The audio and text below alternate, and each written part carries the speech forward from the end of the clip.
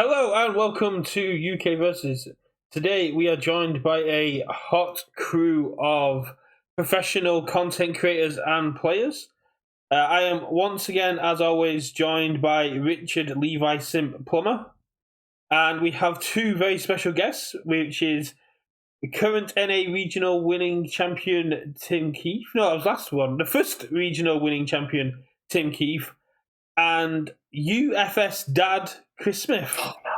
No, we're way past that, man. Yeah, he's just a nice young man now. I'm just a nice young man and a washed-up content creator. That's all I am. So, yeah, that's all. I was mid-bard rare and I got shut down. I could have gone with I could have gone with the pretty face of Universus Academy. I mean, that's fine. I'll take that. But yeah, man, Tim was in mid-bard rant, and you just totally started everything. What is this? No 3, 2, 1, no countdown. What is this? You guys were muted, so you could have carried on chatting. I wasn't paying no attention. Oh, see, no one said anything about that to us. So yeah, you've never been on a podcast with Brett before, clearly. No, I think I was on it once. We did the whole team draft thing, but that was it. So. But yeah, thanks very much for joining, guys. So today I just wanted to get us people together and just talk about Attack on Titan and the good, the bad, the ugly, whether things have succeeded, whether they failed, whether there are still some sort of TBDs on them. What things we would like to see continuing, what things we would want to remove, what succeed, all that sort of stuff. So various sort of different points there, but just have a bit of a chat about it really, with two of the biggest brains in the game. Sadly they weren't available, so we've got Tim and Chris. Oh, thanks. I mean, Tim's on my Mount Rushmore, man. So I'm just looking up at him at all times. So we love the Tim Keefe. So. But yeah, thanks so much for joining us, guys. It's been awesome. No problem. Thank you. Good. Yeah, thanks for making break space for moving boxes. Before we get jumped into it all, how's your release weekend been? Go ahead, Tim. You can go first. Yeah, it's been all right. I've done a couple sealed events.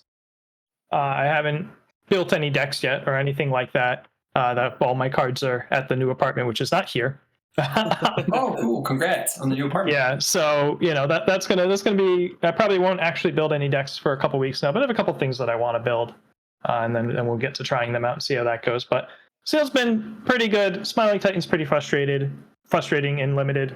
There's just no answers to what it's doing, which you could unless you're Reiner and just make its attack 0 damage or something like that, but. Mine's been okay. I've done some sealed. I've done some case cracking. I've mostly been playing a Ymir deck with just no other Attack on Titan cards, and it's been fantastic. It's been some of the most fun universes I've played in a long time. Probably, I mean, that could have been 3 weeks ago for all I know. So, because I play stuff I love, and I try not to play all the good stuff. So, but Ymir is great. I don't know if she's going to be good in a competitive standpoint, but a lot of people think she's kind of good. But again, like Tim said, Smiling Titan's a pain in the ass. So it's just I don't know what we do about that character in Sealed to begin with. So it's crazy. And Reiner's a whole nother thing too in Sealed as well. Ryder's just busted wherever he is. I've hated that. He's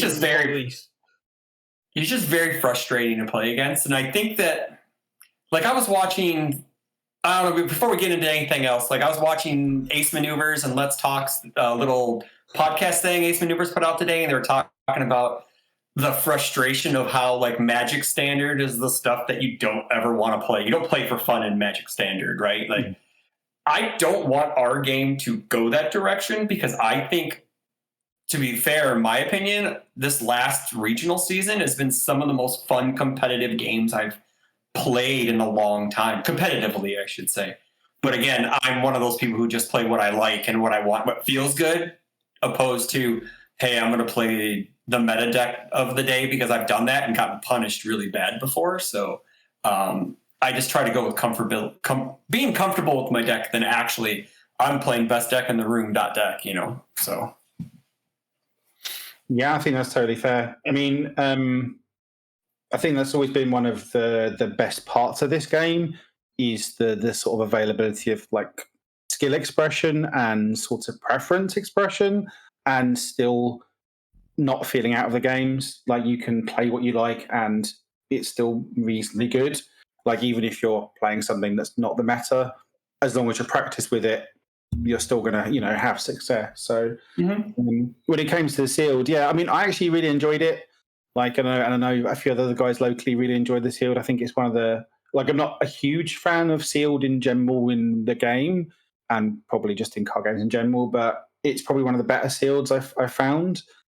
Yes, Smiling Titan's a bit of an outlier if they pull the pull where they got enough big dunks. I got lucky against my one that was playing locally. But yeah, I mean, that is slightly problematic, but in general, I found the games quite interesting. But yeah, I quite liked the sealed, but I've not been able to play anything anywhere because I have no locals. I've got my first draft up tomorrow when I pick up my second case.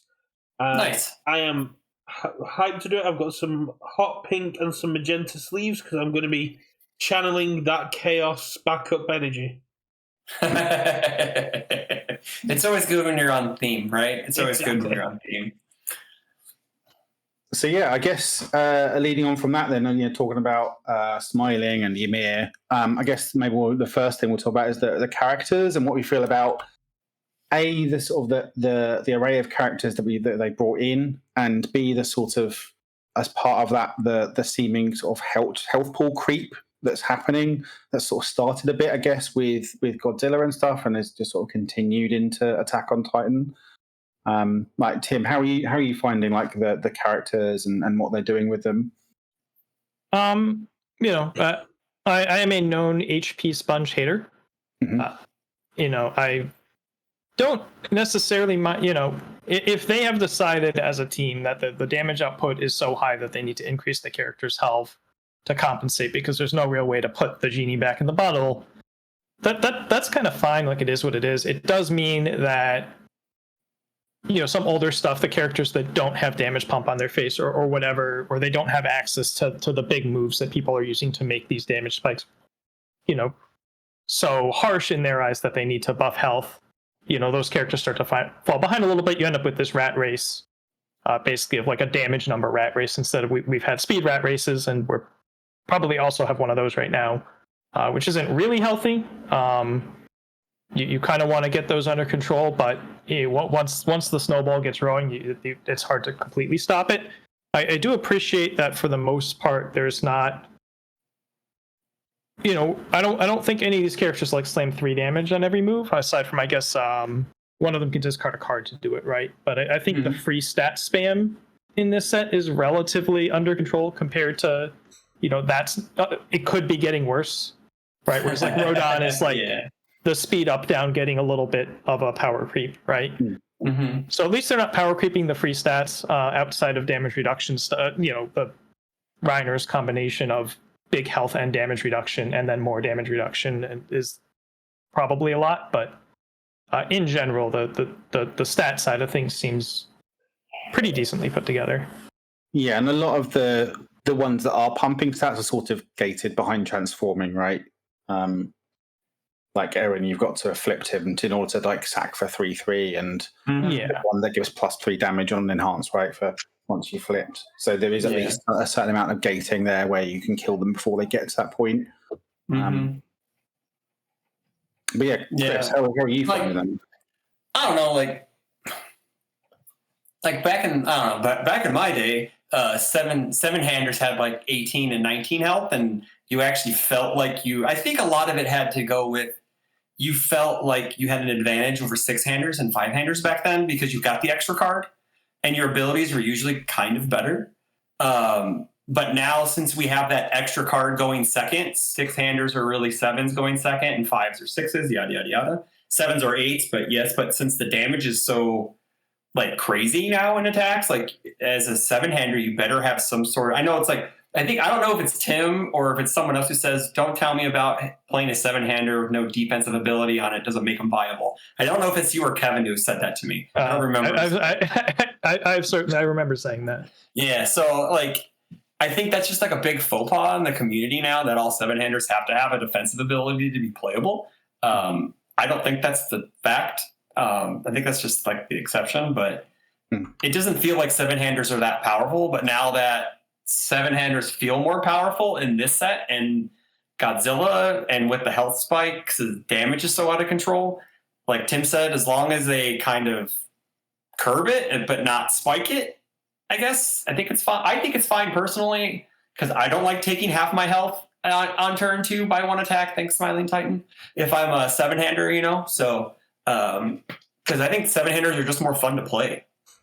Like, there's more risk involved. There's just more choices. So why not give them a few points of health, right, to survive? Yeah, I do think it's a little bit weird that we increased 6 hand size health from generally like 27, 28 to now it's like 32, 33, 34. But so, we increased 6 hand size health by like 4 to 6 points.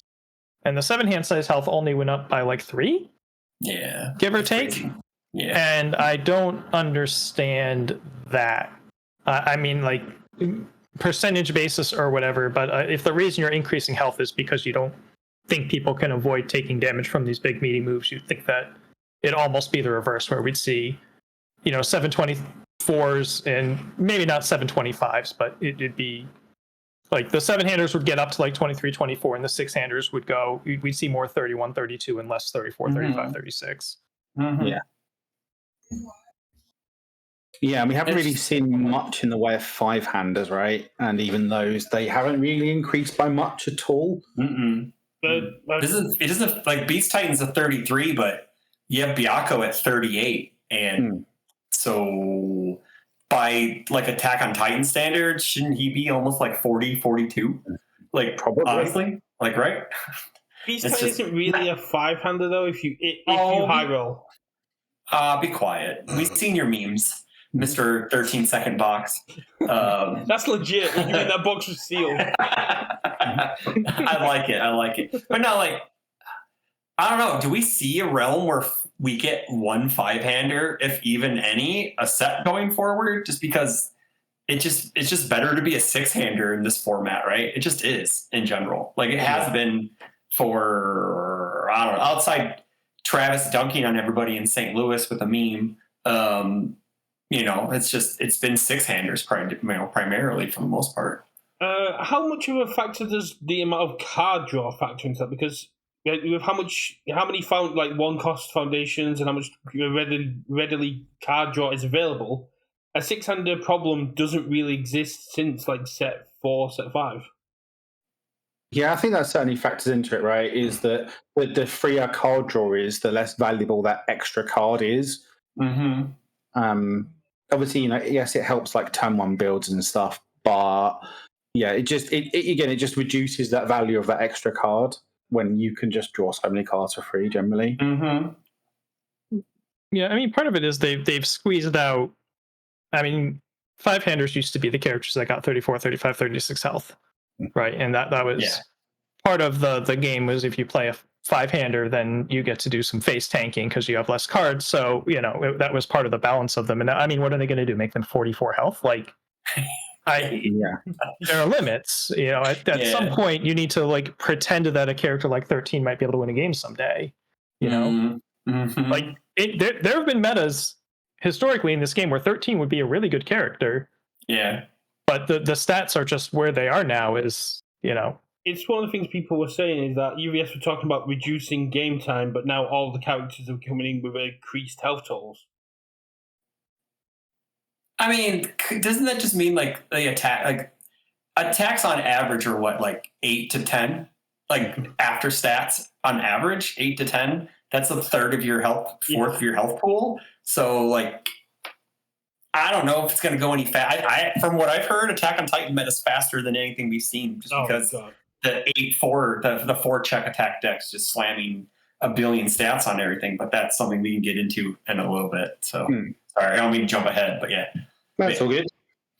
I mean, for me, like I guess the stats aside, certainly the characters look interesting, and there's quite a few that are sort of a bit more build aroundy rather than just raw like value. Oh, sure. Like, Levi is the one I've started with just because, he's probably a bit more well valued, and that's what I like. But Yeah. like, Mikasa, I think is interesting and certainly powerful. Reiner's doing a lot of the DR thing. He's going to be quite powerful. Then you got Emir, who's wanting to play the health up, the health down game, who looks really cool. Like you've got the look at the top guy. Armin? Yeah. Oh, again, I know. I agree with you, Richard. There's a lot of dark horse as well, which is like Smiling Titan is a beast in limited for sure, but still has that potential to pop off that early in standard. You've also got cards like Erin and Erwin, who are they've got fans behind them and have the potential to be very good decks on their own. I know Erwin Control is very oppressive. He just has to make it past turn 2. Yeah. He literally had do we want that in our, I don't know, has that ever been a thing traditionally, Tim? Like, man, if you want to play this character, you I know like pre-MHA, like Iori 1 was like one of those guys where like he could kill you on 2, but it were there a lot of turn 2 decks back then? Because you played more higher level stuff than I did. There've been, there've certainly been like toxic aggro metas. Generally, when things get to that point, classic Jasko fashion, they would ruin a major event and then they would ban things, right? Yeah, that's true. Yes. The event I won with Fairman was actually one of those metas, right? That was that Zoe deck was there to kill you on turn 2 or turn 3. Yeah, that's true. And the actual Swiss Champ Bomb Man deck was even more crazy, right? And there were Tomahawk Man's decks running around playing 40 attacks and just, I'm going to slam all these moves. Like those metas were around for a little while then, and part of the theory behind Pharaoh Man was like I got to play some Templar and defensive tools to try to buy a turn and then kill them. Right, that was kind of the way to be in that meta. So there have been, like going back to the old slice clicks, it's certainly been a thing, but normally it's a thing in terms of like the offender's probably going to get banned, or it was a thing. Well, Mitsurugi is the classic example, and I bring him up a lot now because back in the day, right, Mitsurugi basically said you pick a mono zone to play. And you're a 6-hander, whatever the zone you name is, they're all getting +2 speed, +3 damage. Essentially, there's a little more involved, but like he's just a 6-hander that's going to try to stomp you out.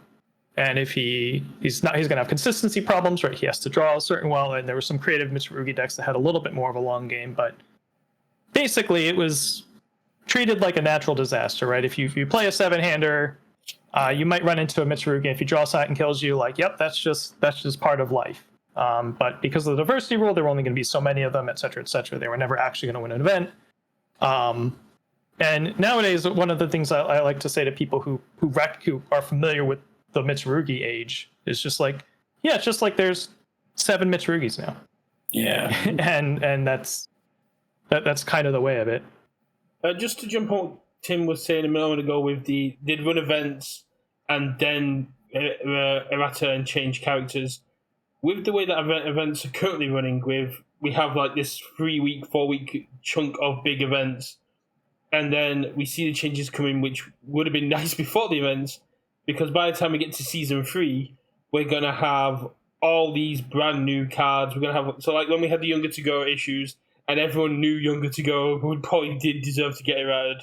It wasn't until after the competitive season had passed where Younger to Go may still have been an issue with the errata, but we were getting Girl Power and Godzilla and all these new cards, which may have also led to answers to it.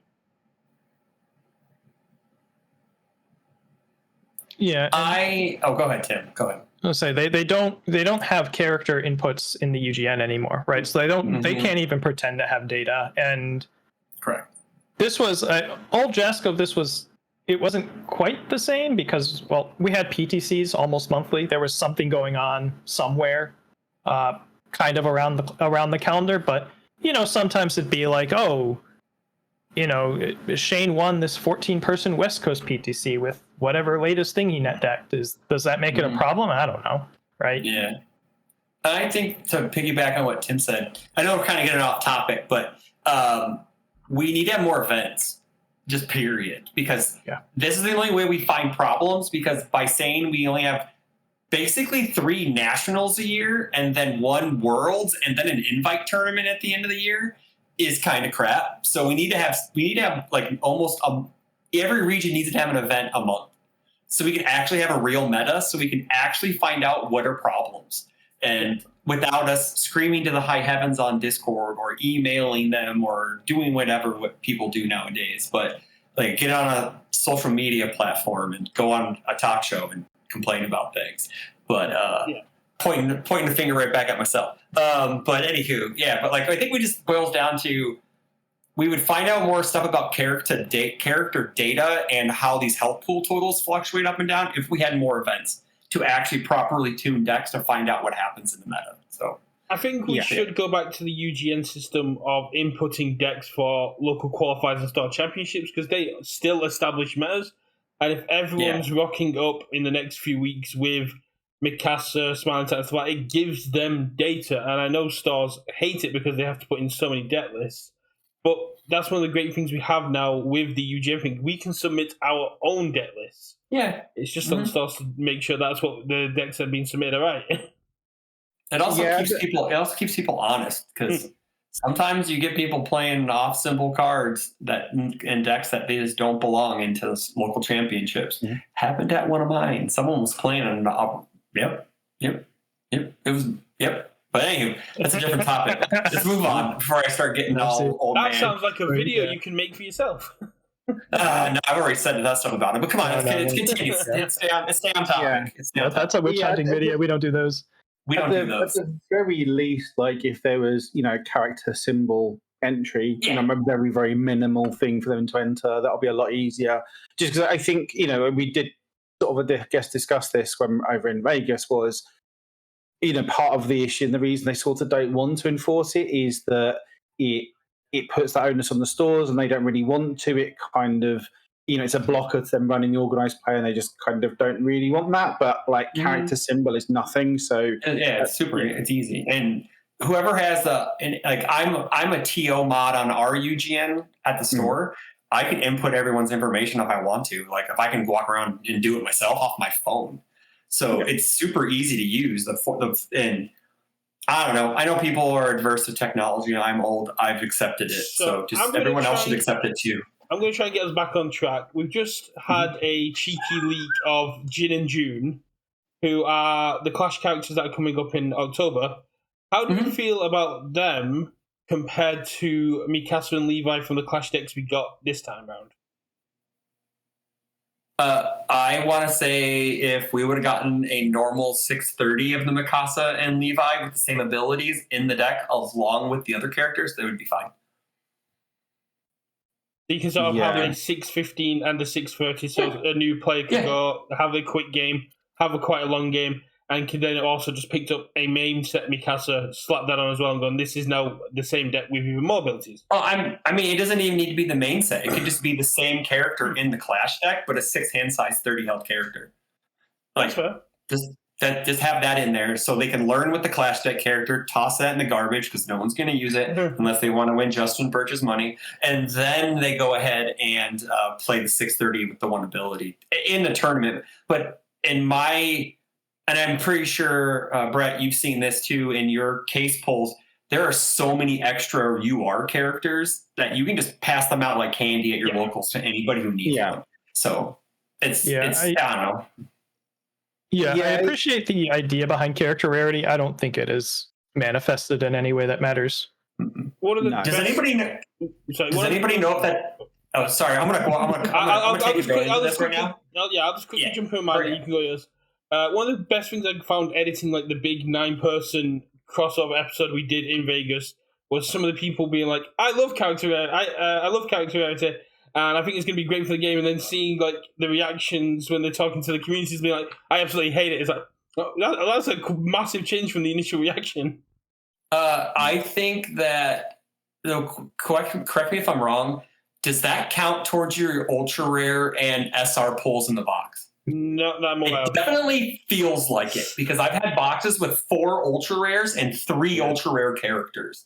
So I want to know if that takes away from your pulls because it feels like it. And I know they're up front they're going to say no, but I guarantee you because like I had 2 SRs in a box, Beast Titan and an attack, and I guarantee you that SR took away from that SR pull. And if it comes out that that's the fact, they're going to have a shitstorm on their hands because that means those boxes aren't worth anything. If that's true, which I don't know if that is. That could just be throwing stuff out into the ether. So let's continue and bring it back. Let's bring it back. I think the Pearl definitely takes the UR one away. That is true. That one is true. And I think the Obsidian also takes the NSR slot. So which is fine. That's okay. So just to sort of go over those two things. So on the character rarity, I was, when it was announced, I was not a fan in general.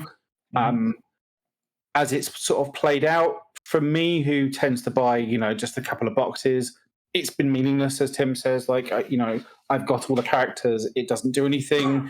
Like, I don't even think it's really added to sort of the trade values and stuff of binders because everyone just gets them and, like, you can just give them out like can. It doesn't matter.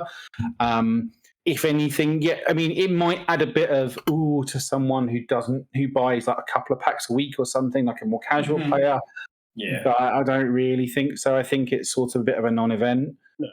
I don't when it comes to sort of what you get in a box, like the distribution. I don't think the characters affect it.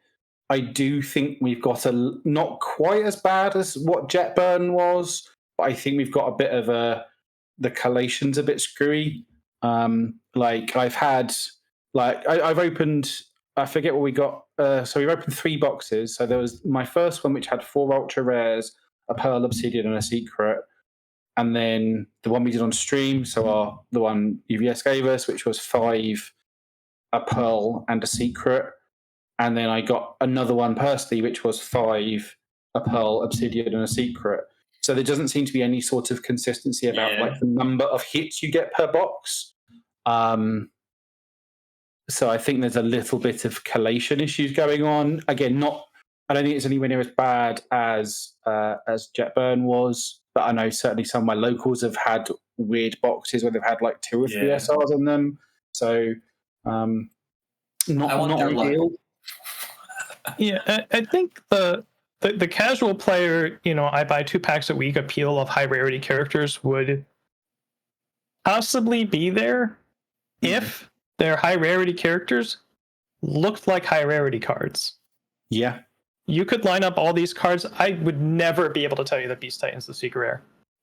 Yeah. No shot, right? It's very hard for a card to feel special on the sole basis of the little letters at the bottom saying SR. I was looking at it too. Him and Aaron are the only 2 death front characters. Like they're the only 2 red characters, which is really odd because like Air has a billion, Fire has a billion, Life has a few, but it's like those are the only. I don't know if it's like because Aaron's ultra rare and he's like.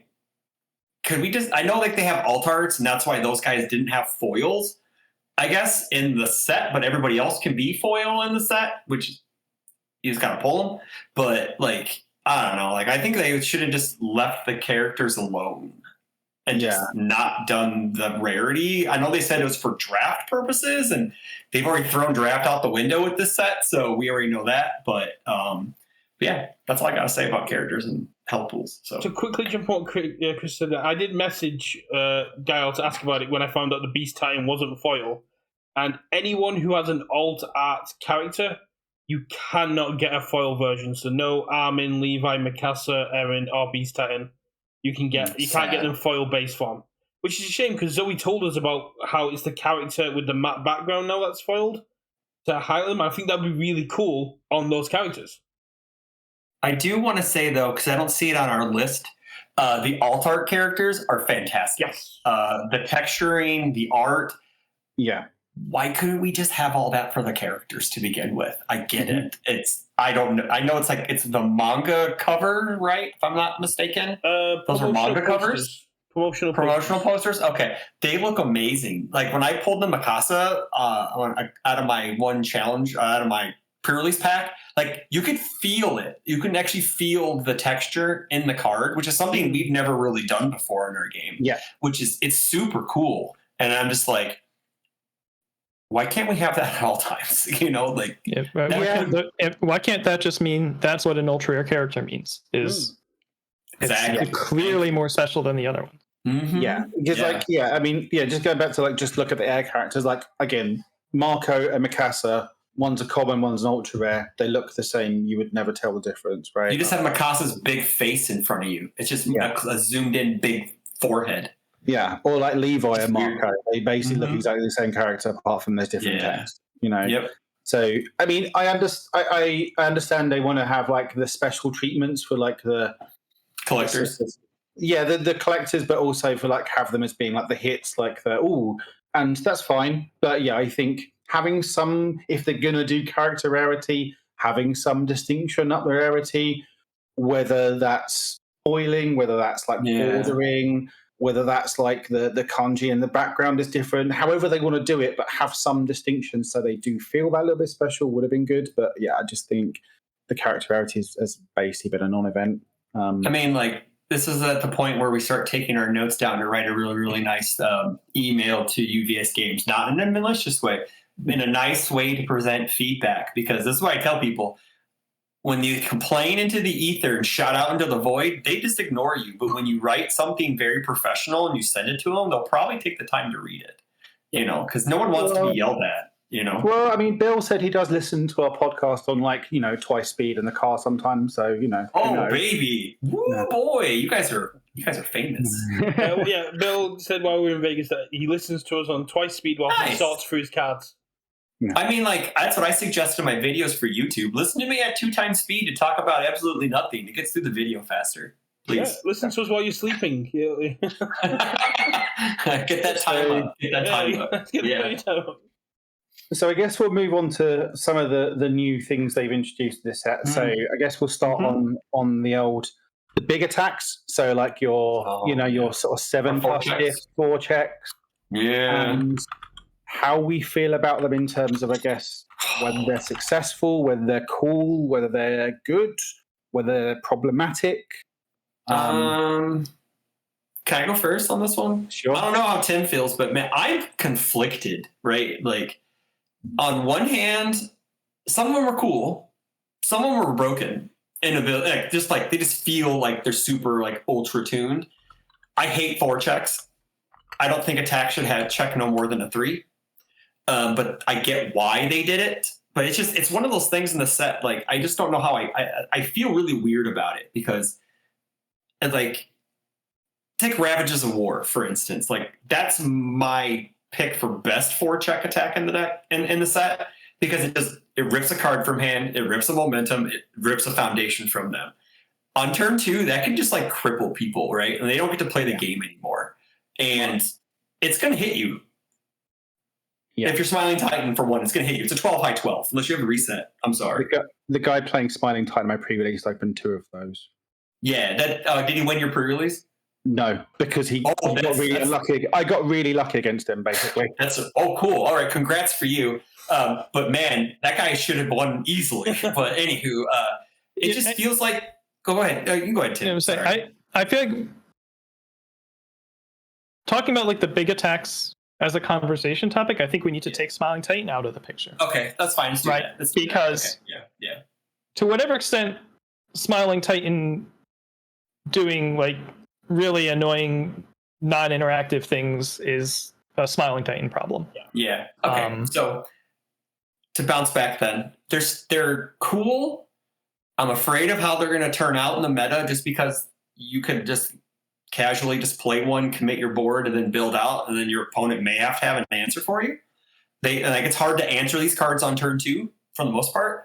I think the higher diff ones, like the haha 13 diff one, that's just, I think, a meme. I don't know if it's ever going to get played. The 10 diff one seems like it's an actual card for a late game bomb. It just feels like, and the fact of the matter is a lot of these attacks are backups, right? They're transformable cards. So they have these have a two-purpose thing. So are we including that as well in how we feel about the big attack thing, or are we just ignoring the backside? There's no rules, just because of the attack titan attacks, which essentially turns you into a pseudo Nagant kind of attack. Huh. Okay, well, I mean, some of them, like I like Jaw Titan attacks. I think that's cool, and they're neat cards, but I think they should have been numbered. I think they could have just numbered them differently, like a 3-check, a 2-check, but lowered the difficulty. And I still think they'd still see play, but I don't know. I'm just conflicted. That's all I'm going to say, because I'll talk in circles for hours and annoy Tim. So please, Tim, continue.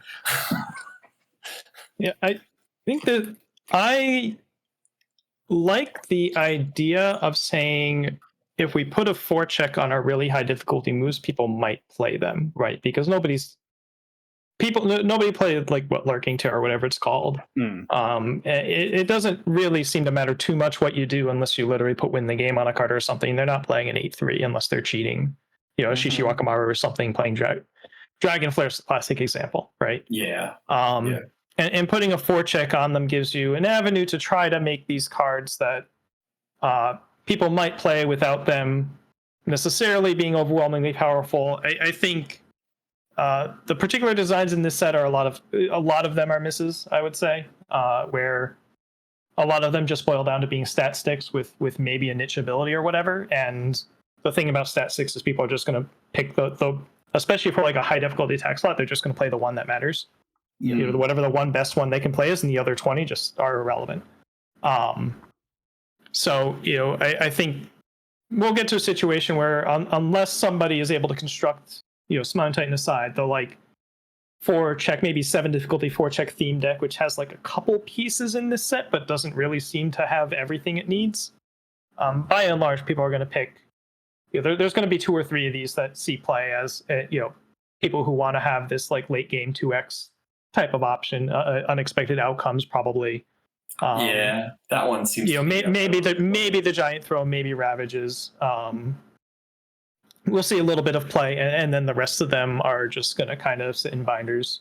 To jump on what Chris was saying about reducing the difficulty and reducing the check value, I think what the design team were kind of going for is giant difficulty for these giant attacks. They wanted the Titan attacks to kind of feel different than... Oh, it's a total meme. I understand that. I understand. It's a meme from the design team for sure. Yeah. Yeah. That makes sense for the Titans, right? But then when you got cards like, you know, the ultra hard steel. Like, I know. Let me look at my sword for an 8-diff attack. Let me jump in the air for an 8-diff attack. I don't know. Yeah, I know. Yeah, it's like... Yeah. Sophist Strike, just like... Look at me stare at you. Take 12. Yeah, it's like that. I wish they had Bakugo's face on it, because then it would make sense with all of his jet burn cards, right? He'd be yelling at someone, and it's a fury, right? It's just, I think those, I mean, like if you want like the cool ultra rare 8-diff 4-check cards or whatever higher, that's awesome, right? But like if inset booster packs have an 8-diff 4-check that really doesn't make any sense to be there in the first place, it should have just been 6 3s or 7 3s and just put a cool ability on it. Yeah. I get it. We want to have some draft chaff, but again, like, I think if we just nixed 100 cards out of the set, we wouldn't be having a lot of these conversations, right? Like, it's easy. It's just, again, I have totally turned 180 on this set. I like more of it than hate it, so I'm just going to upfront with that. So, and I used to be hate it before like it, and now I've gone 180 on it, so... I don't know. They made me a believer, but out of a lot of it, but not all of it. You know. So yeah, I mean, that was one of the reasons why I wanted you on the show this evening, because I know you were quite apprehensive, like we were chatting before about the set, and you know, you seem quite positive about it now. So you know, I think you're a good candidate to have on. And also, thank you. Always love. Old man can learn. Yeah, I'd like to see the set reduced a tiny bit so I could pull more potatoes. Hey man, I got 2 of them. I need more risky encounters, please. I got 1 of each in my case. Yeah. I pulled more Ravages of War than I did potatoes. So yeah, I guess you know, probably tangent to there would be like the backups. And sort of, you know, the backups, I guess, on the reverse the attacks, and then the cup we got on the set. Like, how do we feel about that as a mechanic? And you know, again, is it successful? Is it good? Is it bad? It has the this is going to be, I'm going to be saying this the whole podcast. It has a chance to be good. It's an interesting idea.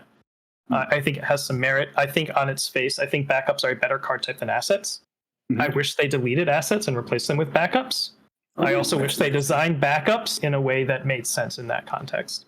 I think the backups that we got, the medium and the small, aren't great, but they're designed to be very cool, very eye-catching. If anyone watched the stream I did with Flynn yesterday, he immediately latched onto the backups and started picking them up because they looked very cool to him. I think the shift backups are a lot better than the just straight up backups that we actually well, yeah, that's for sure. Yeah, they definitely are, because they're two backups. Yeah, is awful. Like, I think to point on what Tim just said, I think if we had like backups that were actually straight backups that were actually playable, where's my Sonny and Bean? Like Hanji would be seen in a different light. Like, she's really cool, but the two backups she gets to play out the bat suck. And Annie, where's my 6-diff backup that I get to play with? It better not be in set 2. It should have been in this set. I know they future-proofed her, so if they have a 6-diff Titan backup that comes out in set 2, she can play it. It should have been in this set. It really should have. I don't know. I don't think a character should have been tied to a backup to begin with. You don't want to tie anything to a new mechanic because you don't know if it's going to be any good. Yeah. But a lot of these backups are, well, some of them aren't even worth attacking, but most of them are one attack away from being, completely gotten rid of, or at least made mostly irrelevant, right? Taken out of range where they can use their abilities. And that is that drawback is too high to deal with, right? Because you can make a Colossus Titan backup where, well, they have to attack it or else they're going to lose the game. Yeah. Well, okay, then they will, and you have to make it 10 difficulty because this effect's so powerful. Like, there's no way to balance around backups if they're always going to be tuned to be one attack away from being gotten rid of. So I would want to see backups where the normal backup health is like 10 or something, and their abilities are asset grade, not like attack this or lose the game, but also like good enough to warrant that you would play this card the same way you would play an asset. And instead of needing to print a bunch of things that specifically call out assets, so you have a way for players to engage with assets, there's always a way to engage with backups. And that's why I like them more than assets, is because you can put them in the game and you don't have to design any cards around them. Yeah. Do you think if they ruled the backup thing differently, people would be more inclined to like them? Like I think probably what it should be, and I get that they didn't want to do this because they printed cards that would not work under this. You could probably make it to where instead of playing an attack that gets like an enhanced step and all this stuff, attacking a backup is just a special action. You play your attack, it takes that printed damage, you move on. The attack doesn't get damage triggers. It's just it loses that much stamina. You move on with your life. Yeah, you don't get momentum either, right? You always have the option to, as a special thing that you can do, play an attack card to deal with, print into the backup stamina. Yeah, I agree. I like that. I agree with that a lot more than the way it is. To jump on what you're saying there, how do we feel about the fact that although there's no block steps, you don't get insta kill Chew anymore, but you still do get a lot of the air cards triggering that clear progressive and clear from the card pool. The fact that if your opponent's got a backup down, you're just drawing off Tasty Riff. I mean, doesn't like if you can ping your opponent's backup one at a time with Mina 2, you can nuke your opponent down from full. Shh, I've got a video coming out now next week. The backup and sorry, man, but I'm saying I don't think that should happen. To be honest. Yeah, and it's insult to injury, right? We already have the problem where all of your backups are one attack away from being rendered useless or removed, and then your opponent's going to get stuff on top of that. Yeah, there's no. You can't make a backup good enough to make this worthwhile. I'm looking at the Dabby free response, being like, okay, that's 3 for you and 1 for you, 3 for you and 1 for you. Yeah, it's just like they should. Like if we had things like if a backup had like a cape of no return effect on it or something like that, I think people would be more inclined to play them. But again, I guess they're trying to tune. It's a brand new. What?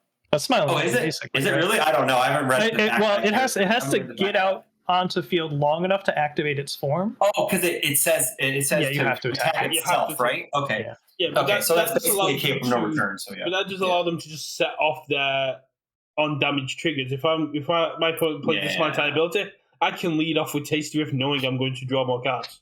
Yeah, see, that's not cool. I don't think that should happen. I think you shouldn't get that. You shouldn't get for me, losing a really cool piece that's I don't know if it's it's like purposeful for my deck or whatever. You shouldn't be able to draw 3 cards and build a free foundation. I'm sorry, that's just a net loss, man. Like, I think that if that wasn't ruled that way, people would be more inclined to play them. Yeah, first they have to be good to play them, but the backups we got are far too modest, and there's far too much of a cost to just putting them in your deck. That outside of people playing some shift attacks and effectively the backups being just sort of free real estate they don't really care about, and it's more the front side they're playing it for.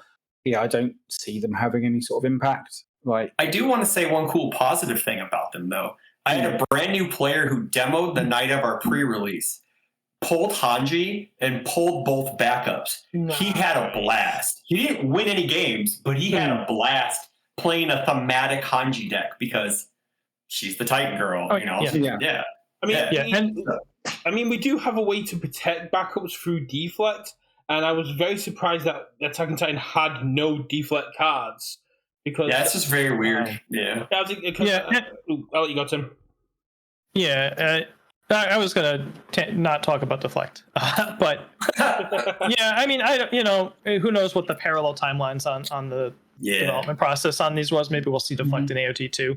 But yeah, and the other thing, all the backups spend stamina. Basically, the reason look, this is cynical and toxic or whatever, but the reason they all spend stamina is because that's what Magic Planeswalkers do, right? Yeah. There's no actual reason for this to be a thing on every single backup. There's some, there could be cases where it makes sense and cases where it doesn't. But all this, like, lose 1 stamina out of my 6, you're not going to have 6 more turns in the game. What is the point of this? Like, I know. Yeah, just one that's just enhance +1 damage. Doesn't spend a stamina. It's just it's just like you can attack this thing or. It should be like what the face-up momentum shenanigans like Amajiki and Chaos gets to do. Just have it be free. Just have it be or committed Enhanced or whatever. Yes, commit. I don't know. It's just following from what Tim said about the Planeswalkers losing counters. One of the first questions I asked when we were showing them in Vegas was, is there a way for them to gain back stamina? Because that's what Planeswalkers do. They also have abilities that gain them counters. Oh, yeah. How'd that go? I got a little bit of a laugh and told that they were going to write that down for the next set. Okay. Well, we'll see. It's just, I don't know. It just seems like back on like the characters being locked to backups like Hanji and Annie, I don't think that should have been a thing. It should have. It's cool. The Hanji thing's cool because it kind of makes her like this set's mimic in a way. Then give her a trigger like backup. Just don't give her 2 speed. Give her a bonus for it. Sure, you don't get to attack it. Big whoop-de-doo. Okay. I don't do anything. Would anyone have been mad? Activate a backup once per turn without spending stamina, or something along those lines. Something like that. Would anyone have been mad if we got her next set with more backups? Because the fun thing about Mimic was we had established assets. At the minute, you've introduced a Mimic-like character with a minimal amount of actual support. Yeah, I mean, like, if there was like a full page of like just generic backups that did cool things, I don't think people would be complaining about it. No. But it's the downside of and I understand because of Attack on Titan being the way it was, it'd be hard for them to make like character kits. And I'm certainly not saying that they should religiously make 9-card character kits. I think that's probably insane at this point. Yeah. But like when you go into a set saying we're gonna design for symbols instead of designing for characters, that means your characters are not getting the attention of like, hey, let's make sure there's at least a few cards in this set that help this character do what they do. That conversation was never had for Hanj, clearly. Right? Yeah. I mean, there's like a few life cards that say if you play a Titan attack or a backup, get +X to check, or it looks for Titan cards in your stage or in play. I'm sorry, it just says in play. So I don't know if that counts your card pool too. I don't know. But yeah, like there's some cards that reference stuff like that, but it's nothing like. Yeah, like there's some saying, vague Titan theme stuff, but there's no like, hey, let's make sure there's some cards in this set that make sure that our characters are playable. Yeah, exactly. Yeah. Like an actual good backup you want to be playing as your starting one, or the one you want to be going and getting when you flip. Annie? It's Annie. We're not in a May Hatsune situation where we're getting a backup that immediately lets us draw and like go through our hands.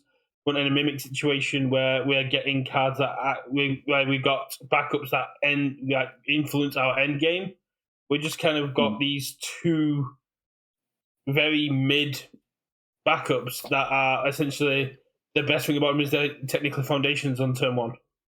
For her, for sure. Yeah, and a good way to evaluate backups are strictly worse than assets, right? An asset that does the same thing as a backup would be a better card.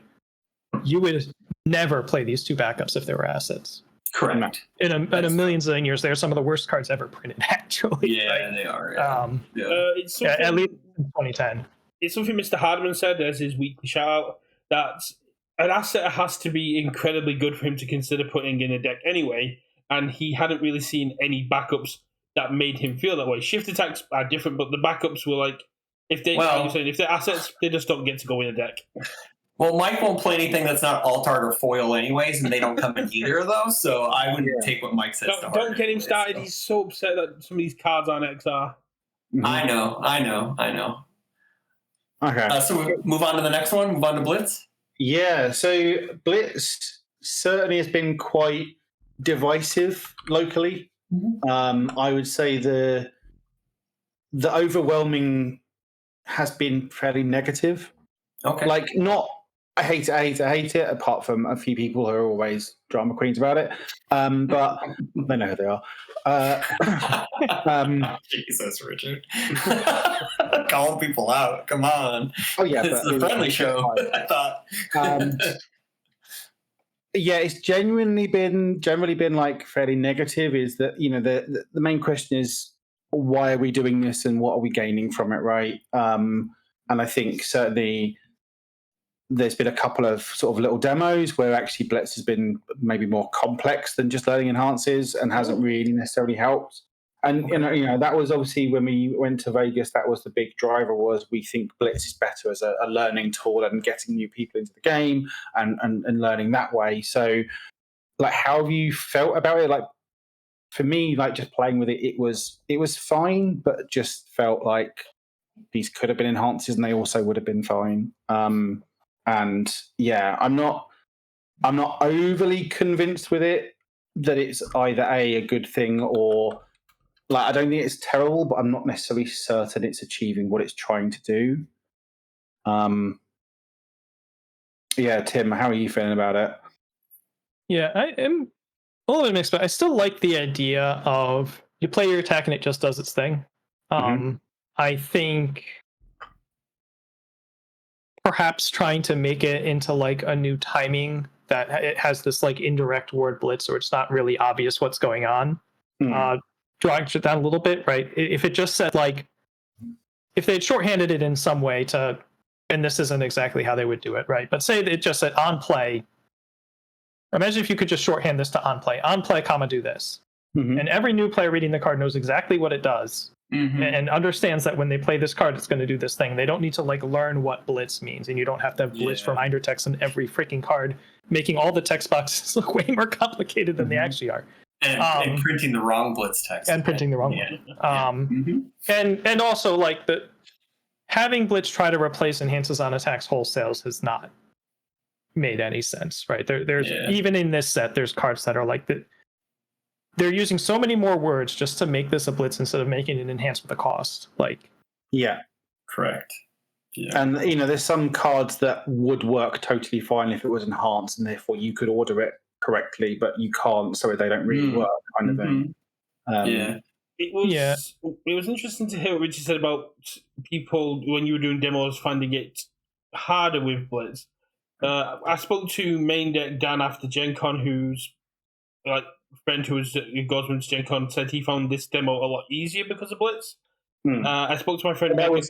wasn't me personally. That was sort of second hand. I spoke to my friend Megan, who was there, who got me my Gen Con promos, who went also last year, and they found the demo this year a lot easier to follow because the scripted was a lot more simplified, and blitz effects kind of went off.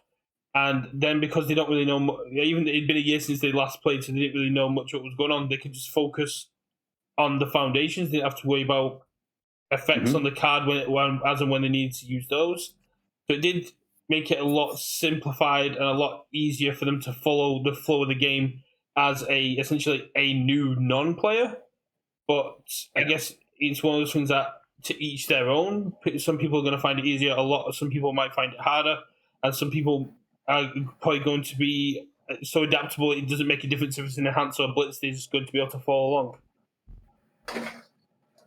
Yeah, I do think once it is internalized that this is what Blitz means, which is an extra step, I do think like you play it just as its thing does make the enhanced step one step smoother, right? There's one less back and forth.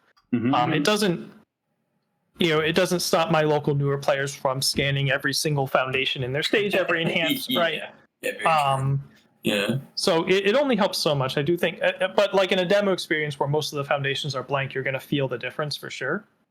It does kill enhanced. I don't know how much that's going to translate to actual gameplay, actual games. Yeah. It does kill enhanced chicken, which I believe you were happy about at the time when we found out. Yeah, I don't. Yeah, I know people think that these abilities should be enhanced so that you could time when you play them versus your opponent's resets. I don't care.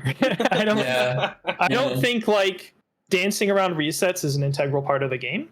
Yeah, I remember this conversation. Yeah, I remember having this conversation. Yeah, like I would be down to have the attacker play all theirs and then the defender play all theirs, and we just move on with our lives, right?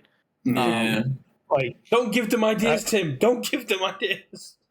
No, they've heard that one. So I think I'm with Richard. I think Blitz is fine.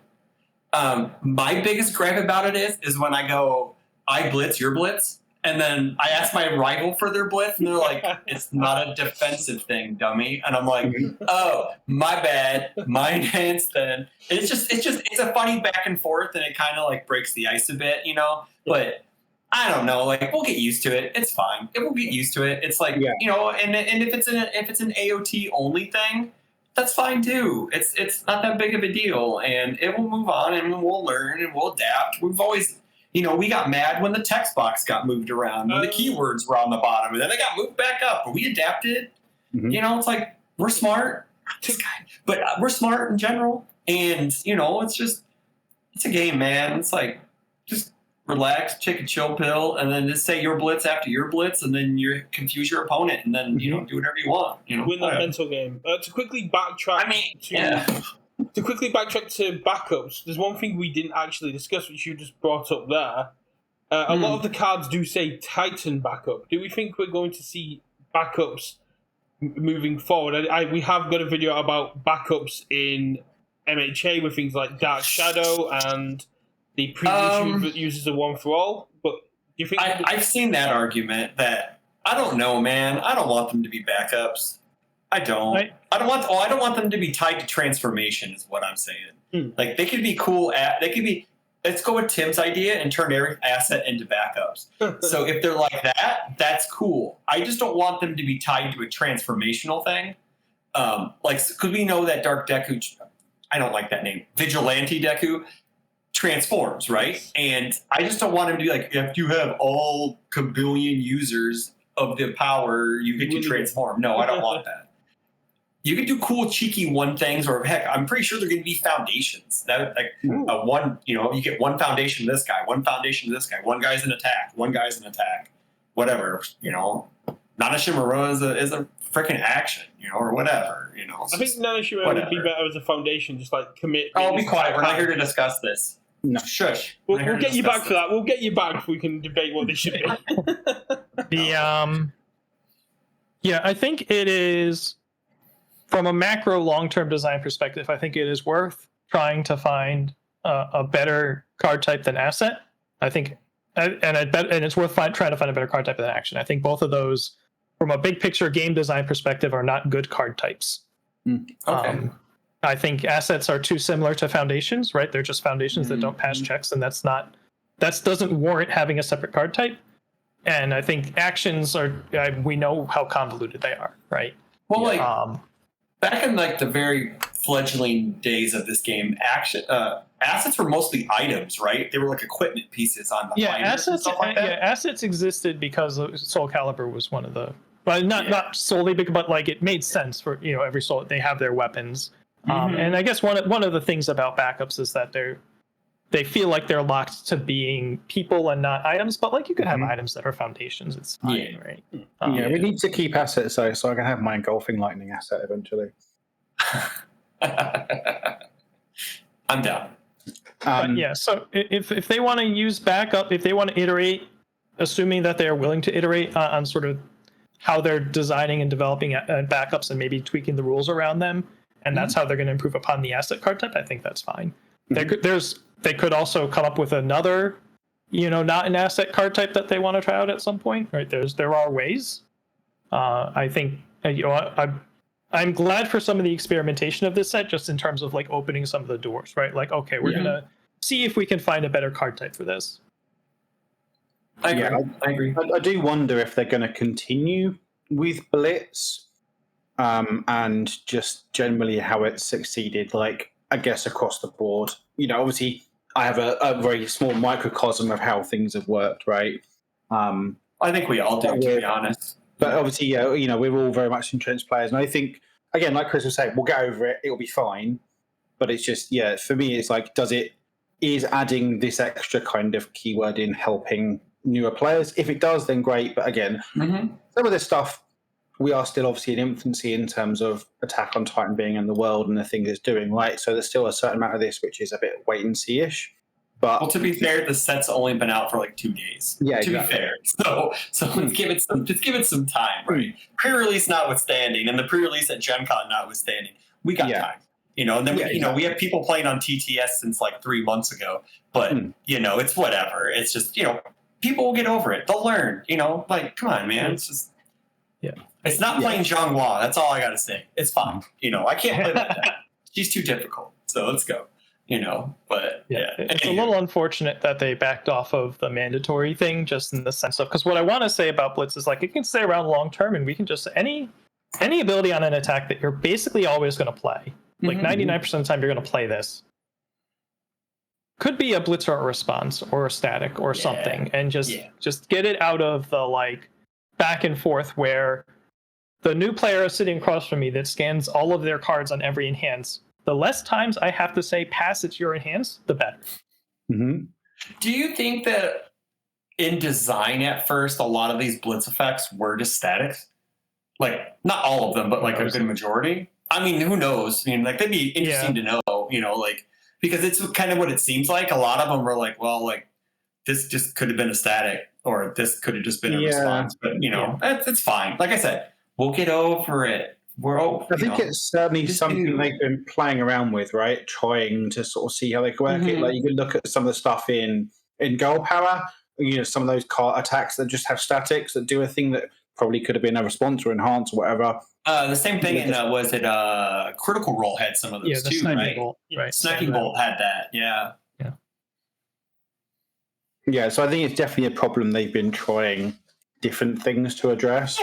Or, to find a solution for things they want to do. So, I guess, one of those, I think, immediate takeaway was it's fine, but I'm not sure. But, we'll just have to see how it goes. But my takeaway is that Blitz is harmless. It could exist, it couldn't exist. It doesn't really make that much of a difference.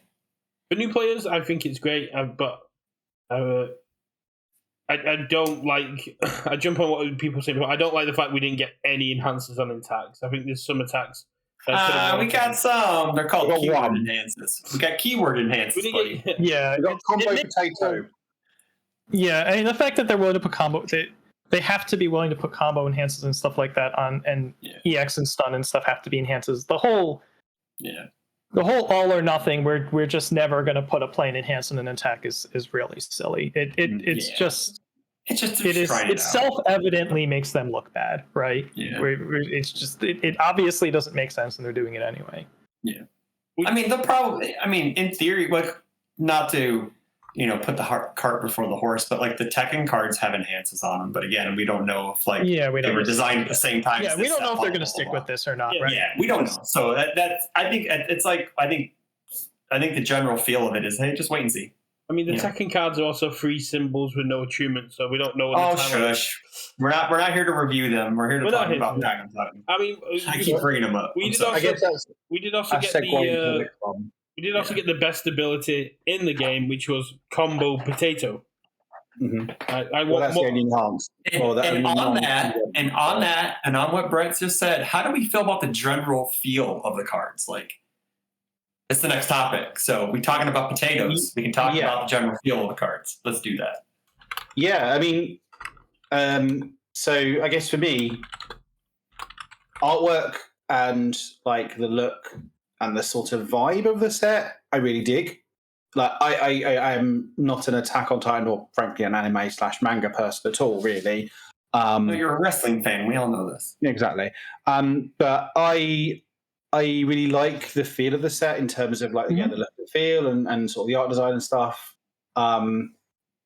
It's certainly, when I was playing in Sealed, there certainly felt like there was definitely a power down especially on my stage. Like, I'm looking at these things, they're very, very simple. Like, there are obviously standouts where there are obviously powerful cards, but there's definitely feels like there is very much a power down in this set, which because they want it to be the spotlight, beginner friendly onboarding set, that makes sense. But I think I've certainly gelled with it more than I was expecting. But yeah, that's sort of me on that one, I guess. So Tim, how are you finding it? I think it is definitely striking coming from many years of sets where they try to, if not try to make every card, tournament playable, at least try to make cards like interesting for deck builders, like something that you might consider putting in your deck for one reason or another. And a very large portion of this set just completely misses that mark. And not in ways where, so we saw some commons and stuff in Girl Power or Dark Tournament or Jetburn where like these plainly exist to support limited. That's not even what's happening here. There are cards that are just raw and not relevant to any deck building purpose outside of these are the only cards I own, right? And it's a huge portion. It's at least half the set that is like that, and so that's disappointing. And part of that is when you're making a 300 card set in probably about the same timeline as you made all your other sets, you just cannot give every card the attention that it the same level of attention that you're giving to every card of a 150 card set.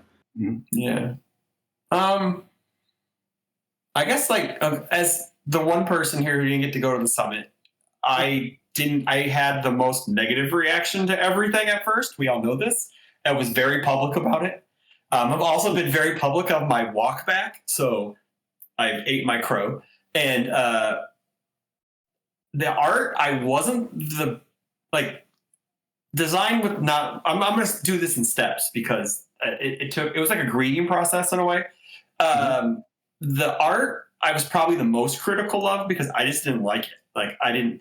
Because coming out of the summit, you guys were all like, this is the best stuff we've ever seen, yada, yada, yada. And I'm just like, this stuff looks like something a 5-year-old drew. Like, I'm a comic book reader. I've been spoiled. Jim Lee, Mark Bagley, I can just keep going on and on. But it just didn't look good. But I came around seeing the cool treatments. You get the cards in your hand. They look. It happens almost with every release. Everything just looks better in person. Yeah. They should stop. They should stop showing stuff in digital platforms, and they should just let us be surprised, man. Just send us the text of the cards. We don't need to see what they look like. We don't care half the time. Just give us a spreadsheet. Just give us a spreadsheet of what they do. We're good. I would 100% have been happy walking to pre-release if I had one with no idea what was opening these packs. Like, the chromes are, I think the chromes look the best they've looked ever, personally. I love Reiner because he has a gold beard, and I love that. That's the best. The alt arts are great. The pearls are probably the best alt art we've ever had, hands down. They're better than XRs. They just look so nice. Obsidians are cool. I don't like them because you can barely read the card, but that's not for me, and that's cool. Not everything is what I've been telling everybody. The number one thing with this set is not everything is for everybody, and you should just accept that. I'm sorry. It's just plain and simple. To jump off art, go to game design. Yes, the set could be 100 cards less because we don't need all this chaff. Other than that, I like 75% to 80% of the set. I don't like the 20%, which is the 85% of the foundations that don't do anything. So like the attacks, characters, actions, assets, and then like the ultra rare and ultra rare foundations are pretty cool. The rest of the stuff, like commons, uncommon things, that I have a 1/6 that commits for 1 damage. So I've got a bit of a unique perspective on the set from the shots I made adapting the manga panels into the cards. I've been immersed in seeing how much more detail Hitch and Zoe and the team have actually put. Like the Colossus Thermal Blast is so much more detailed in the card than the manga. Is how they adapted it to. That's cool. To you 2,000 years in the future, Hitch had to remove like 1,000 little particles that were on the manga page to adapt the cards. My favorite cards, which is a really weird one, are commons, which are Scream, Necessity, Raw, and Primal Desire. I know about this. Is this because of what you said on your stream yesterday? Yeah, this is what I said on the stream, because these are named after the chapters that they're in, which is a cool little nod to it. I love the way that they've used the colours for the cards. I mean, anyone who watched my box opening yesterday knew that Flynn was able to pick up on it as well, that if you saw a green card, it was a life card. If you saw a pink card.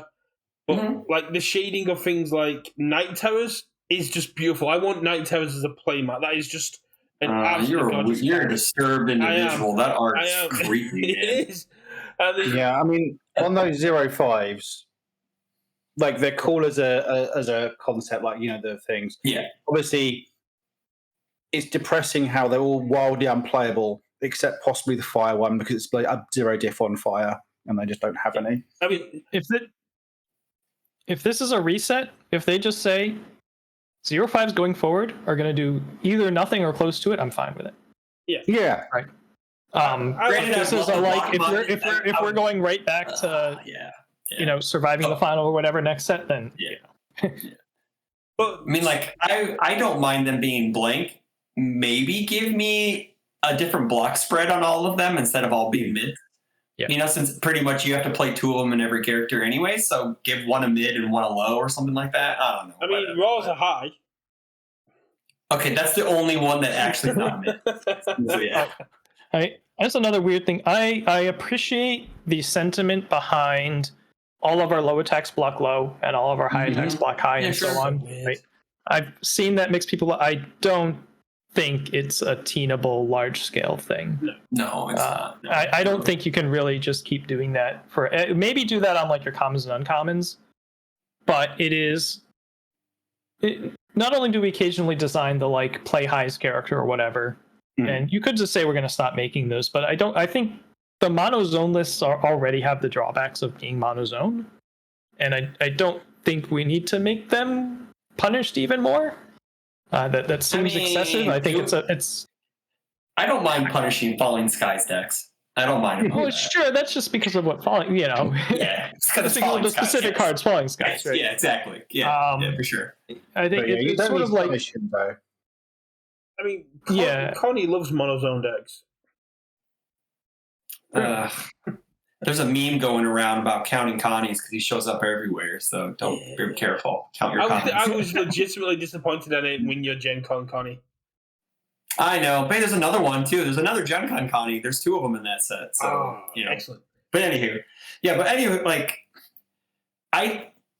the art was a win in the long run for me. It's grown, and the design, I like 3/4 of it. So I think that's a win in my book for me, at least. So There are some and if it gets me more players, I don't care what I like. I get more players, and that's awesome. Yeah. So it doesn't matter about me. And that's another thing I've told people too. That's the set really isn't for us entrenched people. It's for the people who haven't played our game before. Yeah, for the most part. That's my way of looking at it. It's the same like a lot of the changes. Objectively, we have some competitive cards in there. Objectively, we have it's not the best set competitively, but it's a good set. But subjectively, where I have to travel 2.5 hours to play. But subjectively, where I have to travel 2.5 hours to play this game. If this can encourage people in my area to play, I am all in for them printing the most basics of sets if it brings in more players. Yeah. So I guess a segue from there is, does it? Like, is this set going to be bringing in new players? I mean, again, we're probably still early days from that, but I have one new player, so I can say yes. Okay. It's very hard to separate the IP and the marketing and the art, right, from the mechanics in terms of where they impact. I am hard pressed to believe that the mechanical design of this set is more new player friendly in any meaningful way than previous sets. Recent previous sets where, like in Girl Power, most of the foundations had 2 or 3 lines of text, like that sort of thing.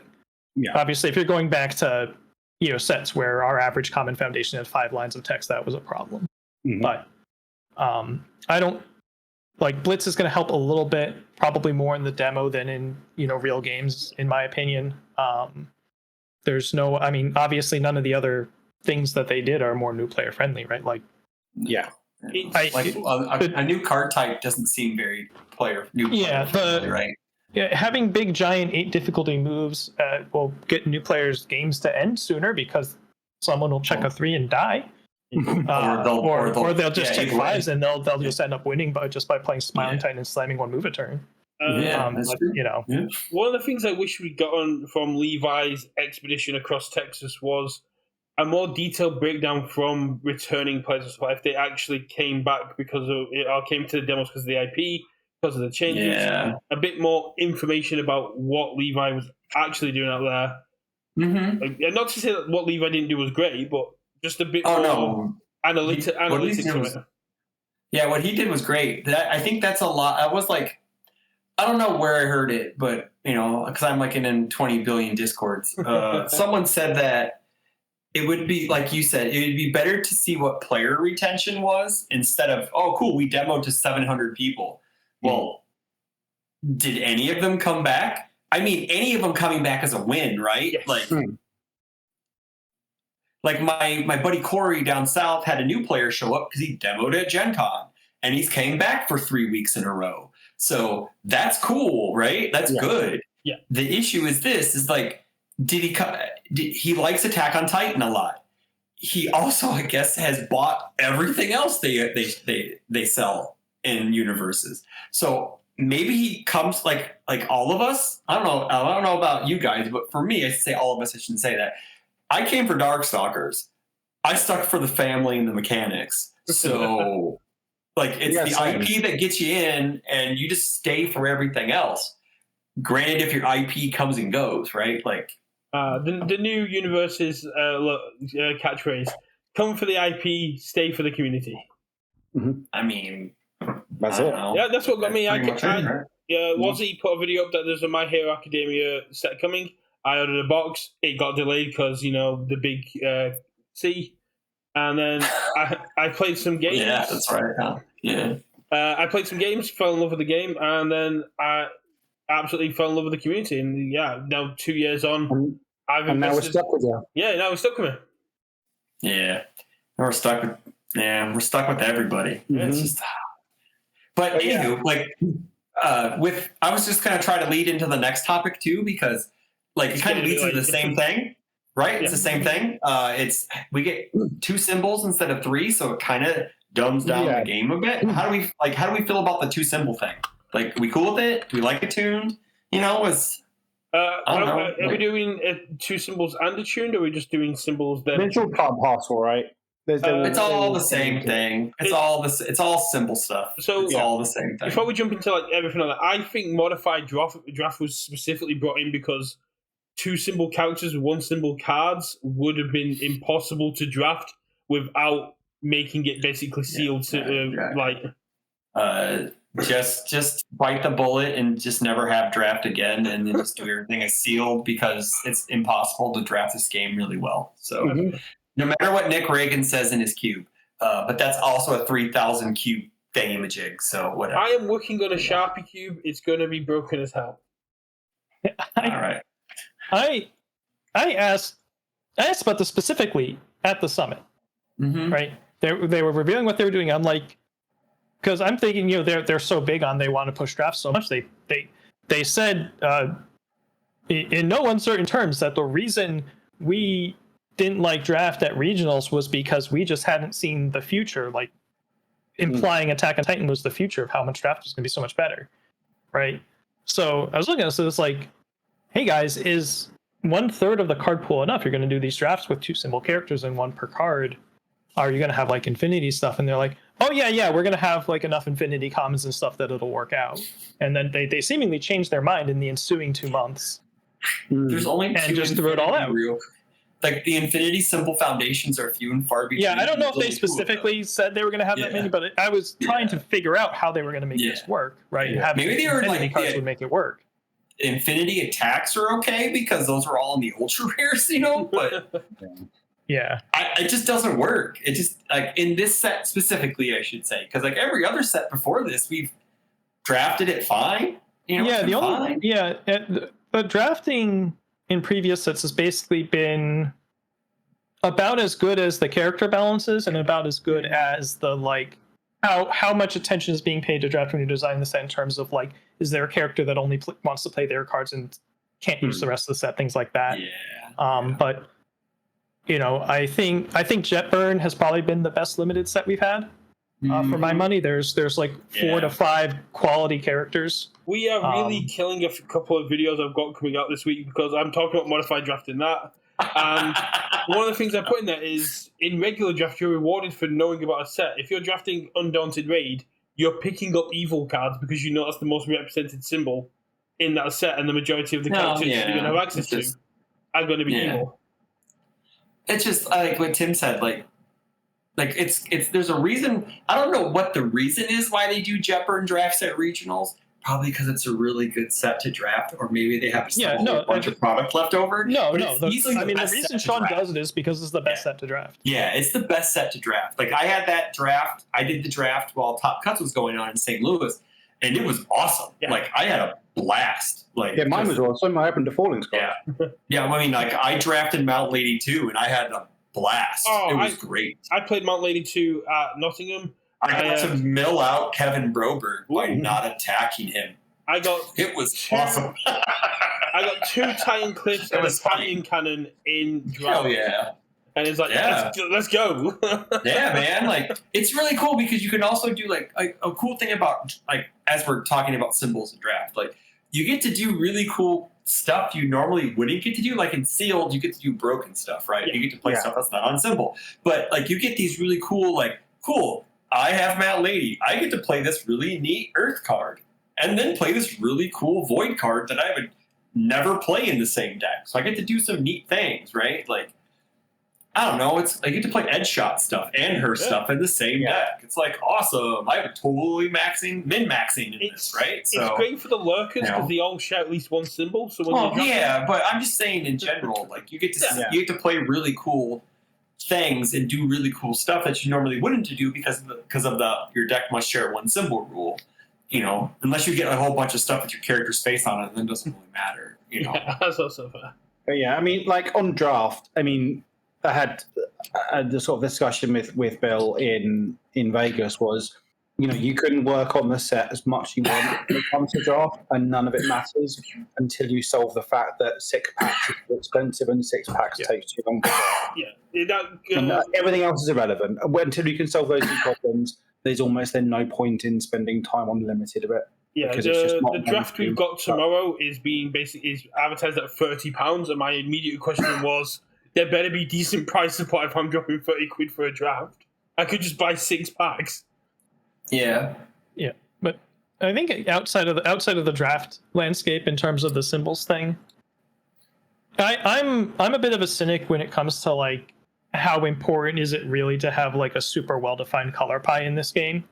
Yeah. Right. Like you can have loose symbol identities. Like fire has been known as the mill symbol. You can have things like that, and if it splashes around or whatever, it's kind of fine as long as people can identify that this symbol does this thing. But hey, if they want to say like we think it's really important to have a color pie, and so we're going to do this attunement thing. And the reason we're doing this attunement thing is so we can put one symbol on each card, and that way our fire card can do fire things. Yeah. Like I respect that.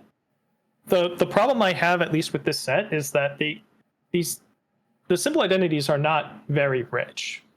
They're very, very basic, right? Yeah. Chaos does momentum, and like maybe there's one other thing in the set that Chaos does. And they couldn't write a Mark Rosewater article about like all the different mechanical things that Chaos is good at or bad at or things like that, because it's just not defined that way. It's just Chaos is the momentum symbol, therefore, and it's not interesting enough to be worth having. Do you think it's because it's just one set? Do you think they need multiple sets? No. Or they could have fleshed the set? Well, I mean, we did a 300 card set, so they could have easily fleshed it out, right? I mean, I think.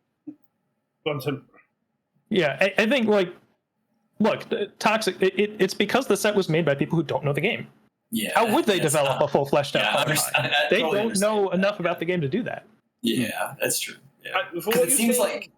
Go ahead, Brett. So for what you're saying about like the chaos does momentum and big attacks kind of thing, on the other side, if you look at Air seems to have a very defined identity within this set. It is a progressive card pool clearing cheaty stringy symbol that also basically adds a little bit of stats to it. It's a very human symbol. There's not very much Titans on there. So the Air... Yeah, I mean, you just kind of there's some story yourself. Flavor to it, right? Yeah. But the mechanics are Air does this one thing. Yeah, Air clears, but then it also in the same vein also wants to play 7 attacks in its card pool to end with a 2-diff that kills you. It does 2 different things. There's no symbol identity other than that. Hey, 75% of the Air cards might clear themselves, but the rest of them want a bunch of stuff in the card pool. And there's 2 different themes in this. There's 2 different archetypes. If is what I'm trying to get at, and it doesn't make sense to have these symbols do this set to have 2 different archetypes in the same symbol. And then my biggest issue with it is that it's a critical mass set too. By the way, everything does this so well, it does it so hard. This is all I'm gonna do, and you can't stop me. I was watching Justin Birch play Sam Tate last night. He debuilt people. Justin was playing Reiner, and he's like, cool, man, you have 10 foundations. Well, when it swings around to my turn, you're going to have none. Yeah. And that's what happens. And Reiner, it might be Reiner things. I get it. It's Reiner things. But he's the epitome of the death symbol. He is the death symbol character now. And it's just these decks just do one thing, and that's what they do now. And yeah, and the other side of that is if it's not a critical mass thing, then it's a redundancy thing, right? Correct. Either, printing 20 cards that destroy foundations means that you get to do a toxic foundation destruction deck, or it means 18 of those don't get played. Mm-hmm. And you need more definition than just here's the 1 or 2 things that these symbols are doing. Yeah. And, again, impact of not having character, there are characters with gimmicks, but they don't have dedicated this card is here to help Hanj, which allows you to fill out your card pool with things that are maybe have the death symbol, but it has some kind of direction to it besides, well, what does death do? It's kind of weird though. When I was sorting out all my bulk this morning, because I get up super early in the morning and I have nothing else to do. So I was sorting out all my bulk, and I'm like, I wonder what it'd be like if I took all the cards with that character's face and grouped them all together. Would I have enough for a character kit?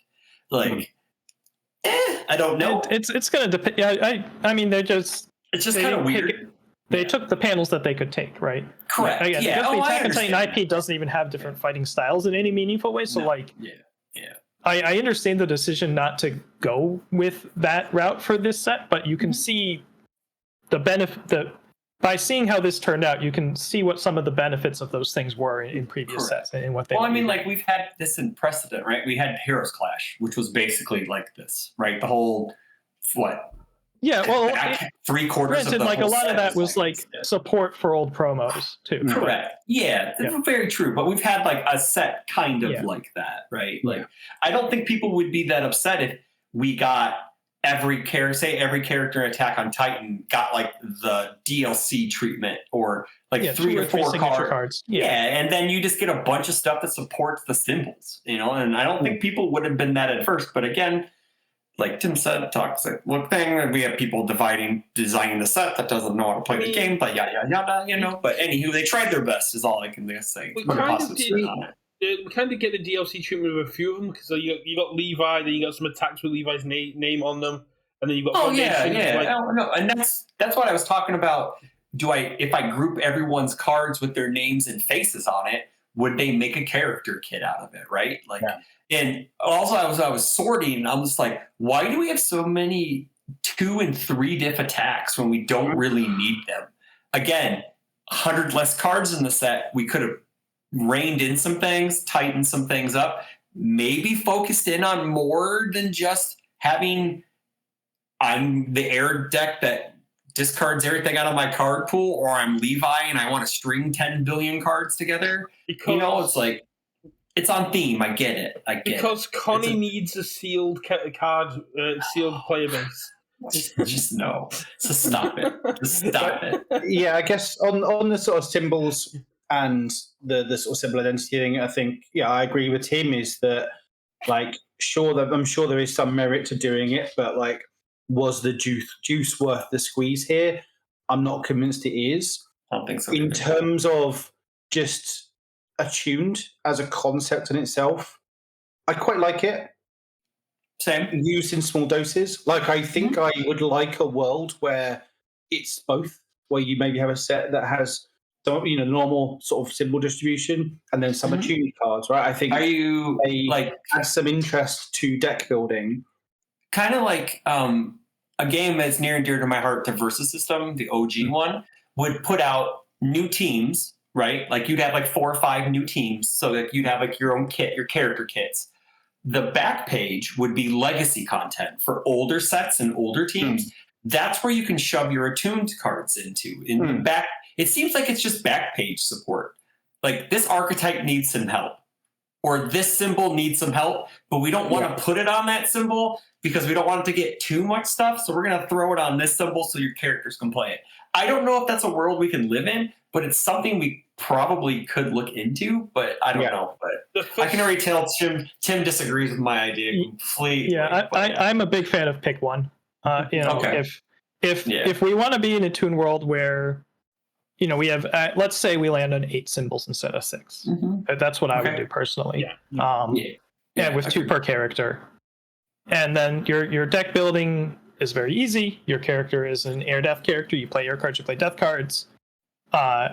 Or we put a Toon to the side, probably just don't do it anymore. Go back to like you want to play a death deck, you play cards with death on.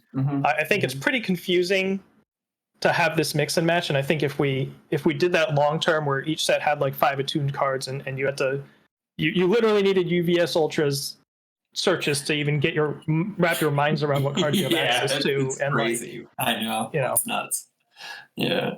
So it's very funny. Yeah. The first thing I asked when we saw about attunement is I asked about unattunement. If we'd see cards in the future that would have a symbol on them that basically was not allowed to be in those decks.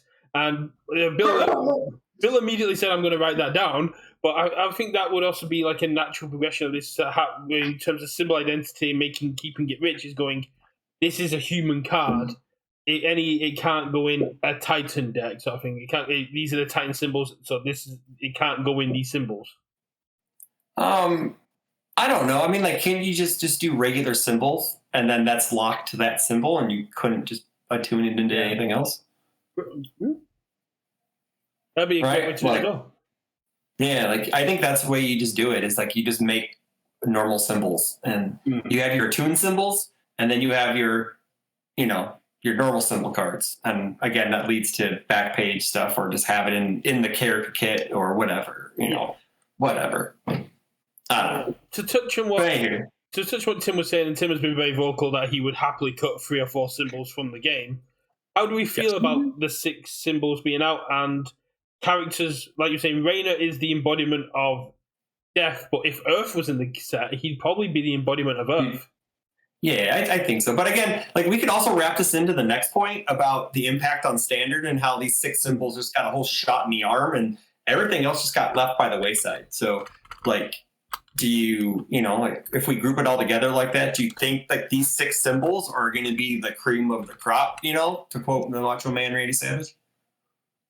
I don't really think so, just because I don't think there's necessarily a huge amount of cards in this set that are going to impact standard, right? Like you say there's 300 cards, like realistically.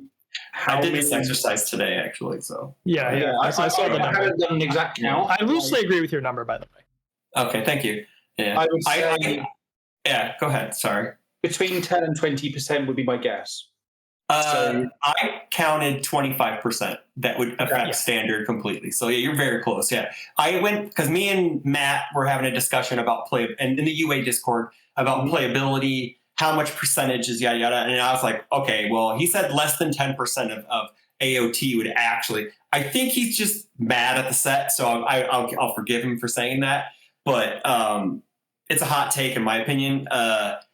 I counted like 75-ish, maybe 80 if you push some of the wall counter gimmicks, because let's just and the freeze gimmick. I didn't count. I put them in a side slot, but there was like 70 cards ish that I could actually see: characters, actions, assets, everything. I just went through it all, went down, even challenger deck cards, and I'm like, this is going to get played. Smiling.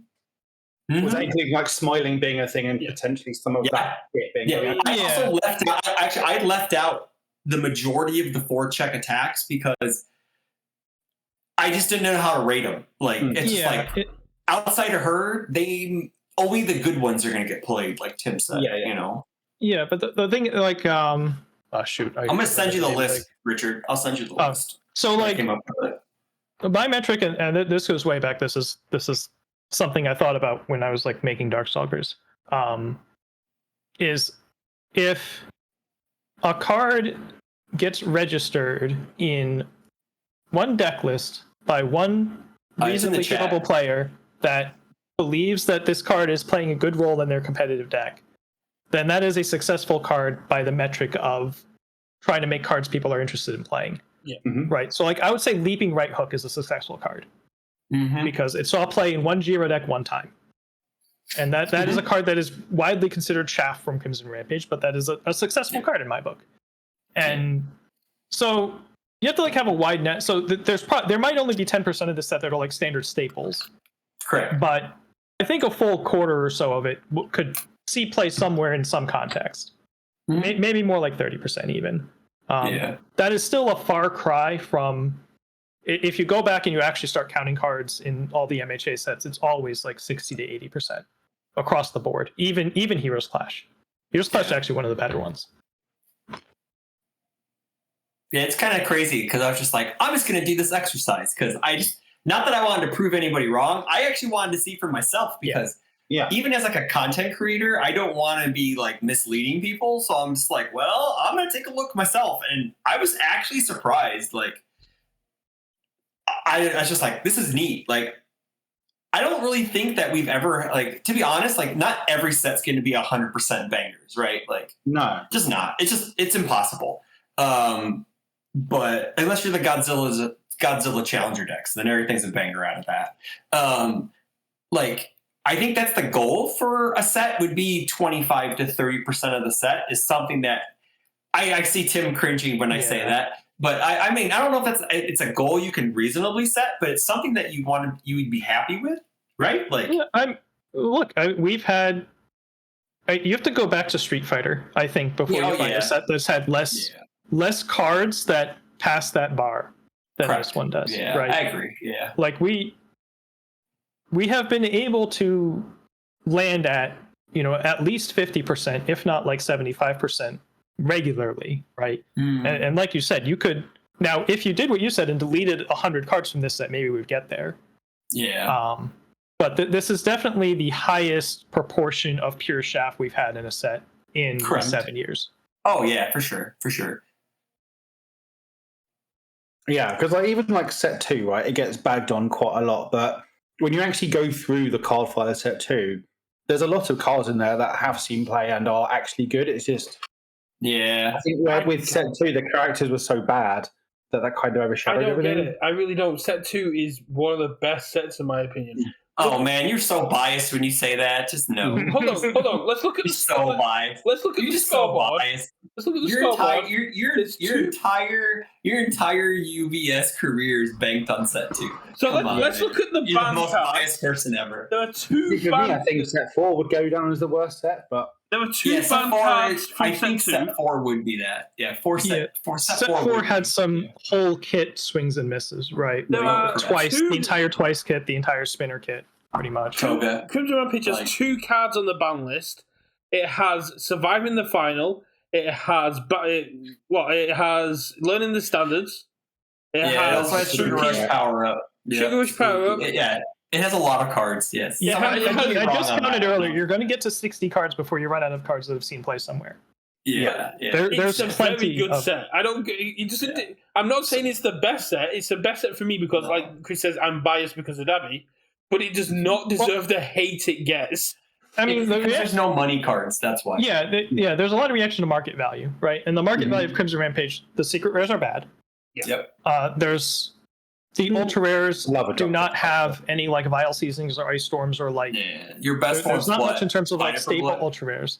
Like excited. So, there's some good ones, but there's also like half the ultra rares are misses or something like that. Correct. Right? Yeah. And it was dramatically overproduced, and it was the newest set, and the only set given out for prices for so long. There's just way too much of it out there, and so the boxes are worth nothing. And then here's Clash had a lot of the same problems. League of Villains is now a very low value set now, but that's all. I can't really say much. Those are impacted by a lot of things besides like how many players are there in the set. I'm currently buying like Crimson Rampage packs at a local GameStops like for £2 a pack. Yeah. Are they first edition or unlimited? They're first editions. I can't find them. Oh, that's too bad. If they were unlimited, you could at least pull a go for the win. Yeah, that would be sick. Get that money card. Yeah, see, that's the money card. You have to buy unlimited and get go for the win to recoup. Probably even not the even box close. Behind me is first edition. If I can find some limiteds, I'll pick them up as well.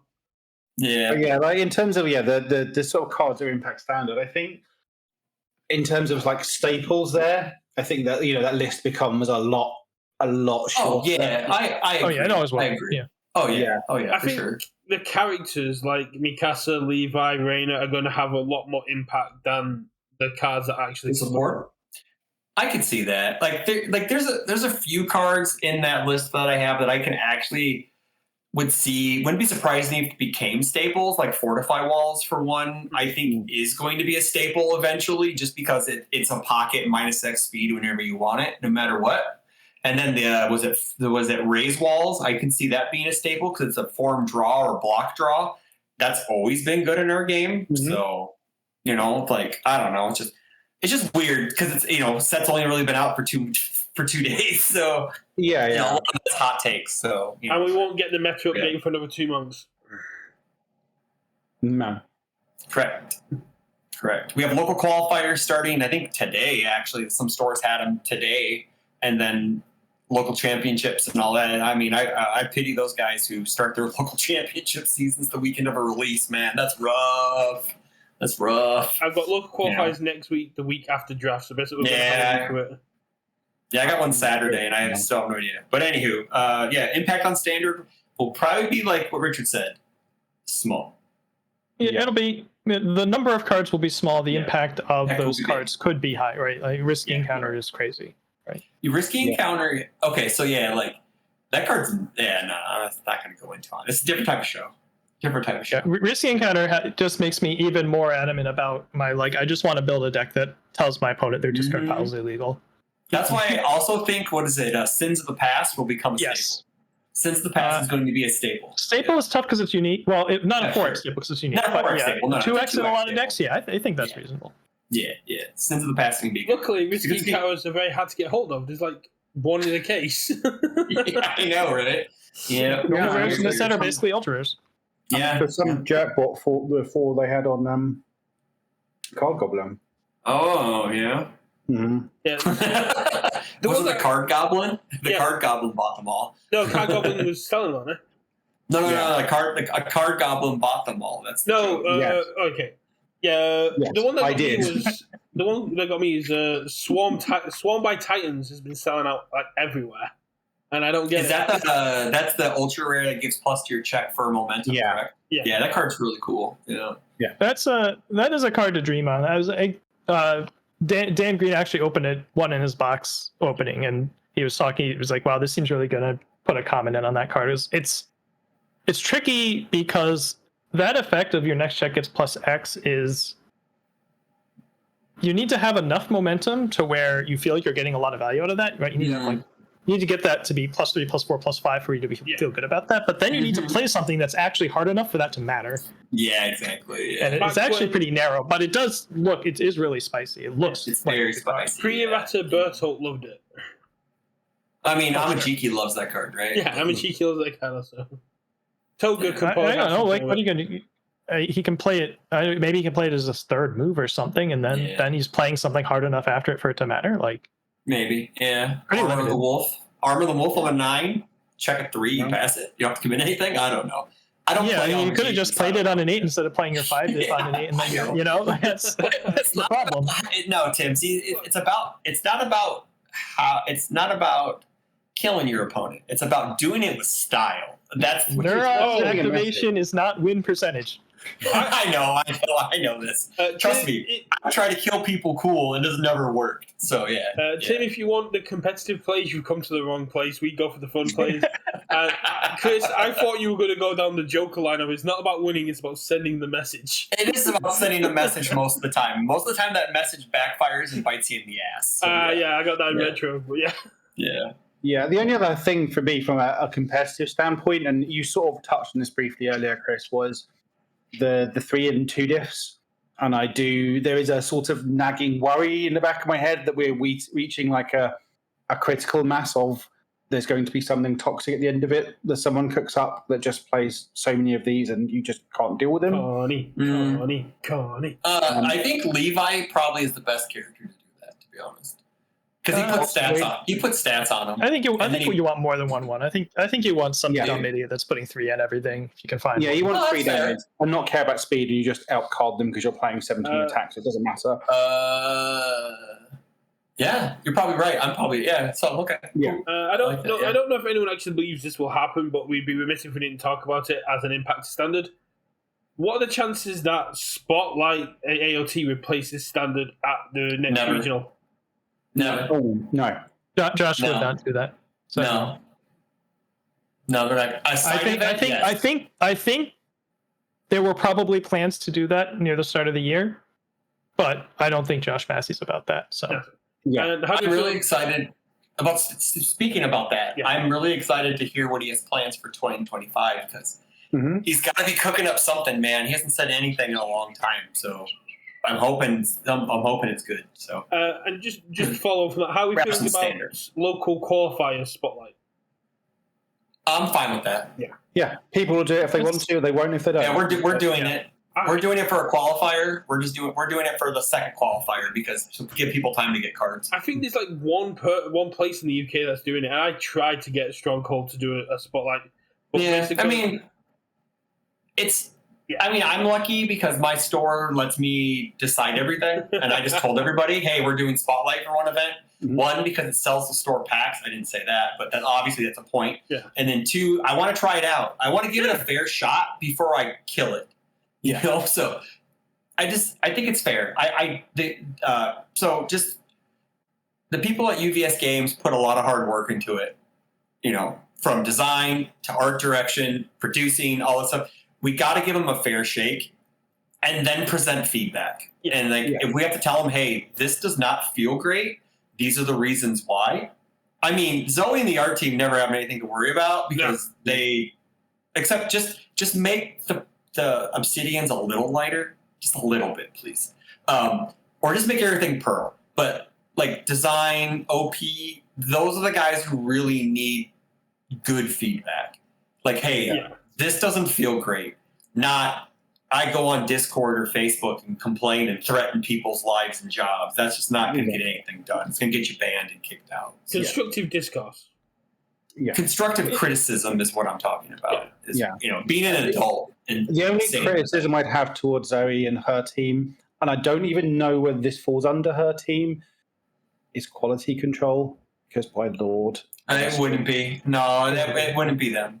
Maybe the 1-4 thing. Maybe the 4 on top of the I one. messaged Matt the moment. So when we got sent the 118 cards before the UK regionals, I spotted that and I messaged Matt being like, "Is that they've got an error?" And he's like, "Oh yeah, no, that's just." What are you talking about? This is my chance. Oh, the 1-4 thing. Yeah, I saw that. And then was it the one ultra rare that has it's the 3/3, the Aaron attack that has instead of a blue 3, it's an orange 3. There's a whole bunch of things. This is my chance. I spotted it in the Airbnb. I messaged Matt. Matt's like, "No, that's fine." He sends me the updated image. Be like, "This is what's gone to print." And then I open the packs. I'm like, "Matt, why? You told me it was fine." That's okay. I mean, like, they're people. People make mistakes. You kind of have to give, human error is always an aspect. It's like, I'm sorry. We're still a small company compared to Magic the Gathering, who has like thousands or hundreds of people on staff. So it's just like, woosah, rub your ears, take a deep breath, and just relax, man. It's a card game. It's not worth getting all worked up. Playable. Granted, I got worked up really bad, and then now I'm trying to tell people not to get worked up. So just don't listen to me if you don't want to. But I came around, so it doesn't bother me so much as like I want the game to succeed, and I want everything to go swimmingly and the game to be great, and it and to steal like a euphemism from one of the other gentlemen on screen. It's just the stepping on rakes really frustrates me. Because it's just like one step forward, 2 steps back, and it's like this is the thing people focus on rather than all the good stuff. And if they can get rid of those niggling things, then they'd be so much better. But it's like people just gravitate towards that stuff. Yeah, it's easier to be negative than it is to be positive. Thanks, I'm more. I was looking for my ultra rare pile, and I just found an increased hostility, and I did not notice it was a red 3 at the bottom. It's an orange. It's a fire card, by the way, so it's a fire 3. Oh, then it's just that's just on brand. That's fine. I mean, it's on brand. It's fine. Yeah, I think like I'm more bothered by like the obvious walkbacks than by the orange 3s of the world, right? Yeah. Because the stuff that's going to impact, the random new group in South Dakota or whatever. That's just. The LGS team got in contact with the store out there. They're like, all right, we'll try this out. They're going to be... It's going to make UVS games look bad when they realize that Blitz is not, in fact, mandatory the way it says it is in all the cards. Exactly. It's going to, maybe make them look bad if they start thinking about drafting, and it's like, just kind of pick cards, like whatever, right? And there's no real draft format. Once per turn's missing off characters and things. Some of the like the typos. The typos aren't going to look great, but like the big like this company doesn't know what they're doing is stuff like the Blitz thing, right? Yeah. I also heard that the demo decks at Gen Con were in the wrong order too. Oh, good. I heard one of the cards, like I think it's the Mikasa deck, is always supposed to lose, and the way the cards are positioned, the game just never ends. The other thing I want to talk about that came from someone at Gen Con who demoed, I want to say like 7 times for me. So, they had to fix you have to fix the cards to actually have the proper demo. Yeah. Before we move on to the last couple of points, I think the last thing we'll talk about the impact of standard is the fact that burn effects kill this set. This does not reduce your below 1. I like that. No, man, I want all my damage to kill you, and I want all my damage DR to never be at minimum 1. I want to do all of it.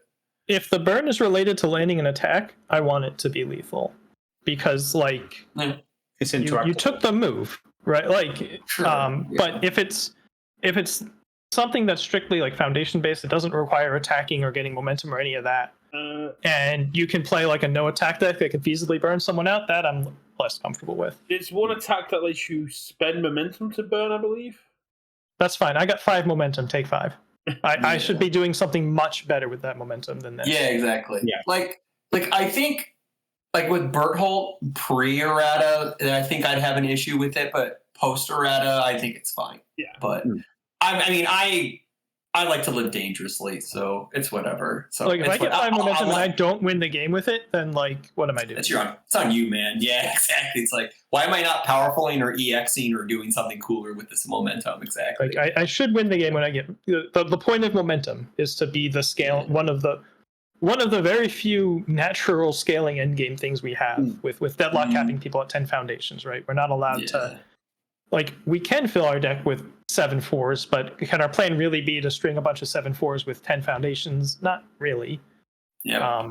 That sounds like one there's of my only decks. so many avenues in this game to naturally get stronger as the game goes on, and momentum is one of them. So if I have 5 momentum and I use it to win the game, perfect. That's what momentum's supposed to do. I just know I'm going to find myself in a situation where I'm on like 2 health.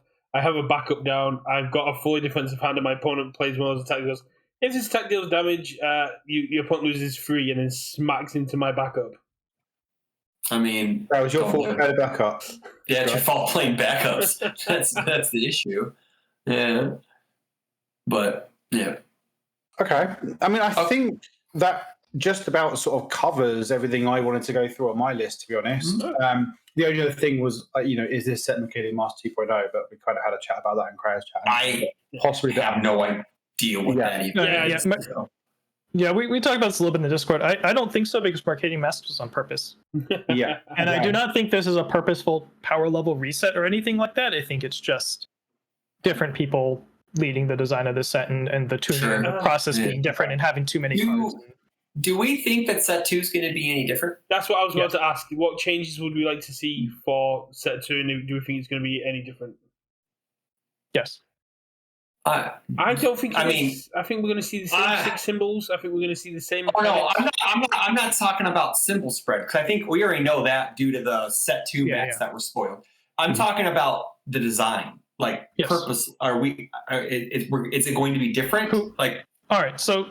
Yeah. Bill was the lead designer for set 1. He obviously was not designing every individual card. I believe that was Matt Smith, based on stuff I've heard. Yeah. So Matt Smith will have 300 designs under his belt and X months of playing the game and testing this stuff to go back to the blank page and come up with stuff. So it should be better just on that alone, even if there's nothing else done on purpose, right? Do we know if it's going to be a 300 card set or not due to the retail? It will not. We don't know anything. We don't know anything. No, they told us. They told us it wouldn't be. They said the art team would kill them. Ooh, content creator summit scoops, baby. Here we go. And I don't remember them saying it was another. Yeah, I don't know if it'll be. I don't know. It might be 240, right? I don't know. I mean, that's still better than 300. Yeah, I don't think it's going to be 300. Again. I think the one thing I'm pretty sure they expressly said it wouldn't be. I think the one thing we can rely on is that Zoe and Hitch and the team are going to knock it out of the park regardless. Yeah. Oh yeah. I mean, just give me all pearls, baby. Just give me all pearls. You can leave obsidians at home. Just give me all pearls. I can't wait for someone to rock up on stream with a deck of obsidian and pearls, and the commentators have no idea what's being played. I mean, the pearls, you can tell what they look like. The obsidians, you have no idea. Yeah. Like the obsidians should have had some sort of color bordering around the check and difficulty values in the name. The attack zone. And the attack zone should have been in the colors, but I'm pretty sure. I mean, they could have done it. Like they do foil isolations all the time. They could easily isolate it, but it's fine. Like I said, not for me. Not everything is for everybody. Exactly. That's the mantra that this old man is taking this year. Someone in chat after flipping out. So, someone in chat said it. The community has got a lot better very quickly at not flying off the handle with every single change and kind of accepting that not everything is for us. I hope so. In the main areas, but I don't know what happens in the offshoot discards. Yeah. So I think I think just like the Facebook has been like people have either just left the group or the the Facebook, like most of this blow up stuff is just people posting on the Facebook group almost exclusively. Okay. Like there's a little bit in the main cord, but a lot of the like sentiment of like, oh my god, this community is so toxic is basically was the Facebook. Well, it's because Facebook's toxic. That's why. Well, it's just, it's Just very in general. easy. And it could be the moderators of that group have stepped up more, just like some of the people that were regular offenders have left or whatever. Oh, that's good. Or they've moved on to getting mad at different people. We do love it. UVS have also stepped up their game in terms of tackling toxicity as well.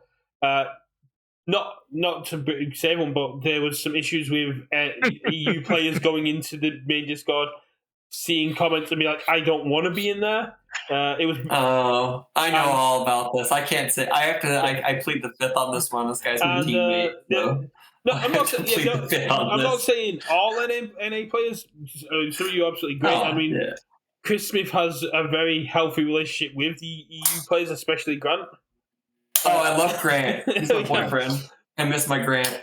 There are some other players that don't have the greatest, and UVS did step up reasonably quickly to say it's not going to be accepted. And I mean, you expect that though, like any real company would, and you don't want that kind of hate in general. I mean, like if it's tongue in cheek, but it's like, I mean, like if it's just good natured ribbing, I think that's fine. But if it's malicious, you don't want that. Well, the like wrestling heel act for funnies stuff is good and fun when everybody's in on the joke. But the thing about a public Discord like that is you're going to have people in that are not in on the joke. I mean, you've got a lot of new players coming in, going into the main Discord, and just seeing that their region is just not good.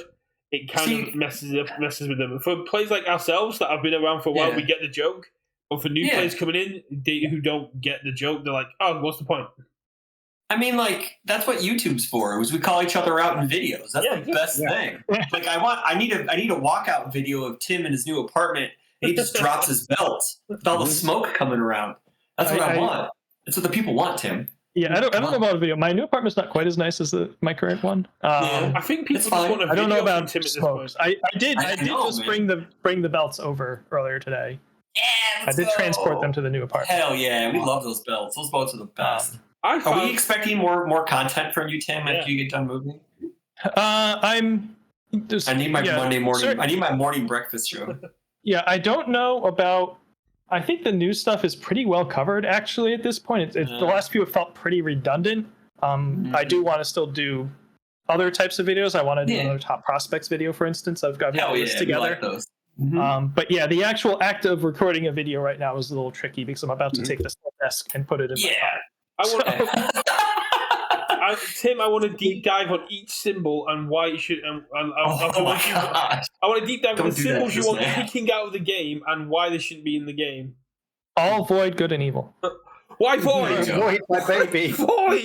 No. Wow. That was so fast. Richard right now. That was so fast.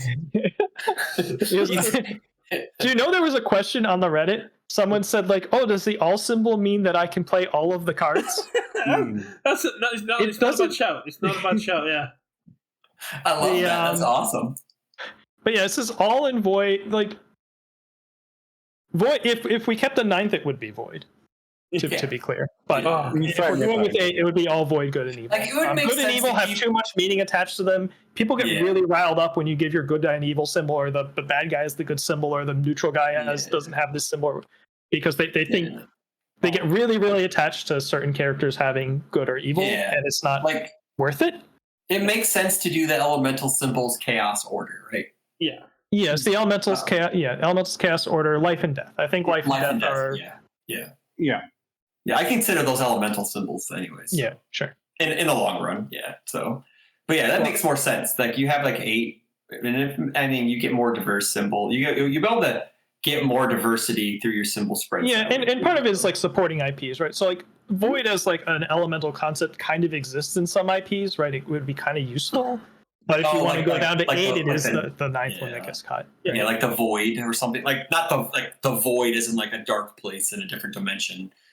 Final Fantasy 14 people know about that. Like Tim was saying, if you're giving like May Hatsune evil just because you need to have the spread out, even though they're a good character, See though, okay, so like my biggest check about the evil symbol is it could also mean ruthless, and man, Yeah. she is She is. thirsty for some Deku, man. UBS have always said that it isn't about moral alignment, even though if you're looking at like the like, Yeah, It's about being self-centered. It's not about just but like if you're gonna take some symbols away, you take away the like weird problematic moral alignment ones, right? Yeah. Like those are certainly the first two, and then all is just kind of weird and meaningless, and then void is just the odd one sitting out. Oh, I kind of like void as a control symbol because it just means like you're just staring into the void and the void is staring back.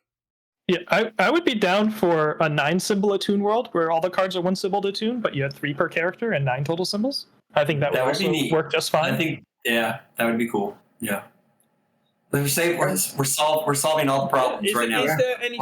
We're giving them too much free real estate here. Is there anything from Battle for Humanity you don't want to see in Origins of Power? Like, what would you want to cut out? The chaff. Yeah, the chaff. Just cut 100 cards. Mm-hmm. A leaner. I know we don't have trial. We don't have clash decks with it, but an actual character with your clash deck. But that's fine. I would want to see cards that are meant to synergize with characters in the set, like on purpose cards like that. Again, not 9 card blocks. This is our whole set structure, but just like throw each character a few bones. More of the foundations that have a symbol enhanced that's on their character's other symbol. Yeah, that's kind of neat. And less. Not quite 100%. We're trying to turn enhances on attacks into blitzes. Like, I think 80% can be blitzes and responses, but I think in places where you want to, especially if you want to have a weird cost on it, you just make it an enhance. Don't do this like blitz : bunch of text. If you do comma, Did I was this much older when I found out, or whatever the term is, when Aaron Yeager Flipside, or was it which one? The one who has to remove cards out of his discard pile to get stats. You don't have to have a discard pile to get stats. I was like, that's part of an effect, man. I think it's Aaron Yeager 1 that does this. He doesn't. His cost is on after the colon. You can do it with remove 2 cards from your discard pile. Oh no, it is. Yeah. It's not part of his cost. What? You can funny. just be like, cool. I have no discard pile. I get 2 damage. Yeah, or whatever it is. That situation is only going to last for 1 more attack, and then. I know. I know. But still, it's just kind of funny that it. Yeah. More often than not, I mean, you sugar rush, you get rid of the 10, you get your damage, whatever, But yeah, it's just kind of funny. But anywho, sorry. Side note. That was just a weird tangential thing I had in my brain. So yeah. Cool. I think we covered all our points, right? I was going to say we 2 hours, man. That was late. This is nothing. Yeah, we've taken up a lot of your guys' time, and it's very much. Oh no, that was great.